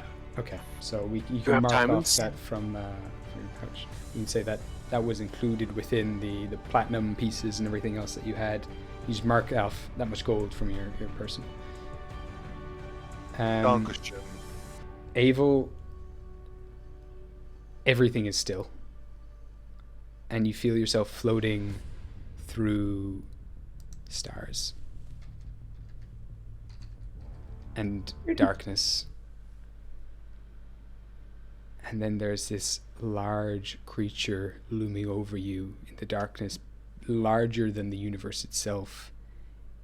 Tendrils from its head move out in every direction, and from its legs it looks for a moment like the tree of life branching out to every inch of the cosmos. 10 hollowed out eye holes all over its body watch you. Each eye hole that it has, each eye socket, bleeds with this gold stardust into the stars all around you. And as this thing reaches out to claim you, silver wings come around you, and this silver dragon encases your body, protects you, and drags you back through the stars, back to your body, and the icy statue of Avel begins to melt. And this heat begins to fill in the center of her, this light begins to emanate, and her body reforms. Everything except for a little bit of a melted shoulder. What? As Bronte had tried to melt some of you, the part of your shoulder is gone. It's just a smooth chip. done. Oof. Okay. You all, I assume, start making your way back to the back through the portal. Indeed. Okay. Yes. Run. Abel comes back. She finds Iridessa hugging her with her arms around her, and she says, "Welcome back." As she starts to, she says, "But we have to go," and she's pulling everybody in to the portal to get them to go through the portal. Yeah, absolutely. We just later live now. Of course, Miss Moneybags has a diamond on her. That's your first line. Let's not criticize. As even though it's this time with my shoulder. Thankfully, Iridessa has more than one diamond on her, but but she also casts Cure Wounds on Abel as they're running in, and Cure. Now, hold on a second, because I gotta get this right with her. Oh, Sam. So, Cure Wounds plus. Sorry, I'm casting Cure Wounds on you, but it's special because she's a life cleric. So 1 second. It's all right. I'll say, as you're calculating that, and you move through the portal, light refills. You find yourselves at the docks of Westport. All the ships, the sky ships, lie in floating ruins all around you, except for one. Iridessa, your ship, stands there, and at the very front of it, looking down over all of you with livid eyes, is Titus Feylord. And he holds out his hand. There's a black spot on his hand. He says, "A favor for a favor. Let's get the fuck off this island." Okay. Thank you, Titus. And you all scramble on board the SS Up, leaving the island behind you, and in the distance you watch as it crumbles into ruins, as Unfeshed completely loses control. And the once beautiful, magnificent cities of Westport and Wormswood that you only briefly managed to see are tossed into the skies, and all that is left is floating rubble as your boat quickly flies away. And we're going to leave it there for this week. Oof. We did it. Yeah. Damn. Yeah. We just outlived-ish. All right. No one Damn. died permanently, so it's okay. I know. I'm like a half melted wax figure now. What happened? So actually, does the potion still work on her? So she was turned to ice? The which, sorry? The drink that doubled healing, does it actually still work on her? Probably not. It's probably long gone out of her system at this stage, yeah. Yeah, okay. So you will get 18 points healing HP back from that cure wounds. Oh, yeah. I mean, that's about half my hit points, so there's that.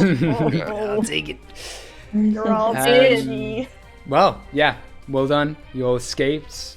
You now watch the beautiful hub where all these artists come together and meet the Great Worm every 5 years now in ruins with this storming Great Worm thrashing about. And the skies themselves are starting to be sapped of color.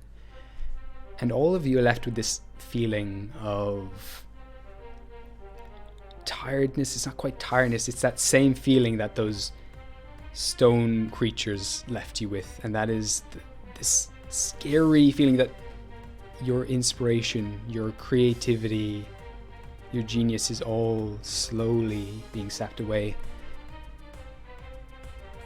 And you get this terrifying moment, or this nasty feeling in your gut that it's not just happening to you, this is slowly happening everywhere.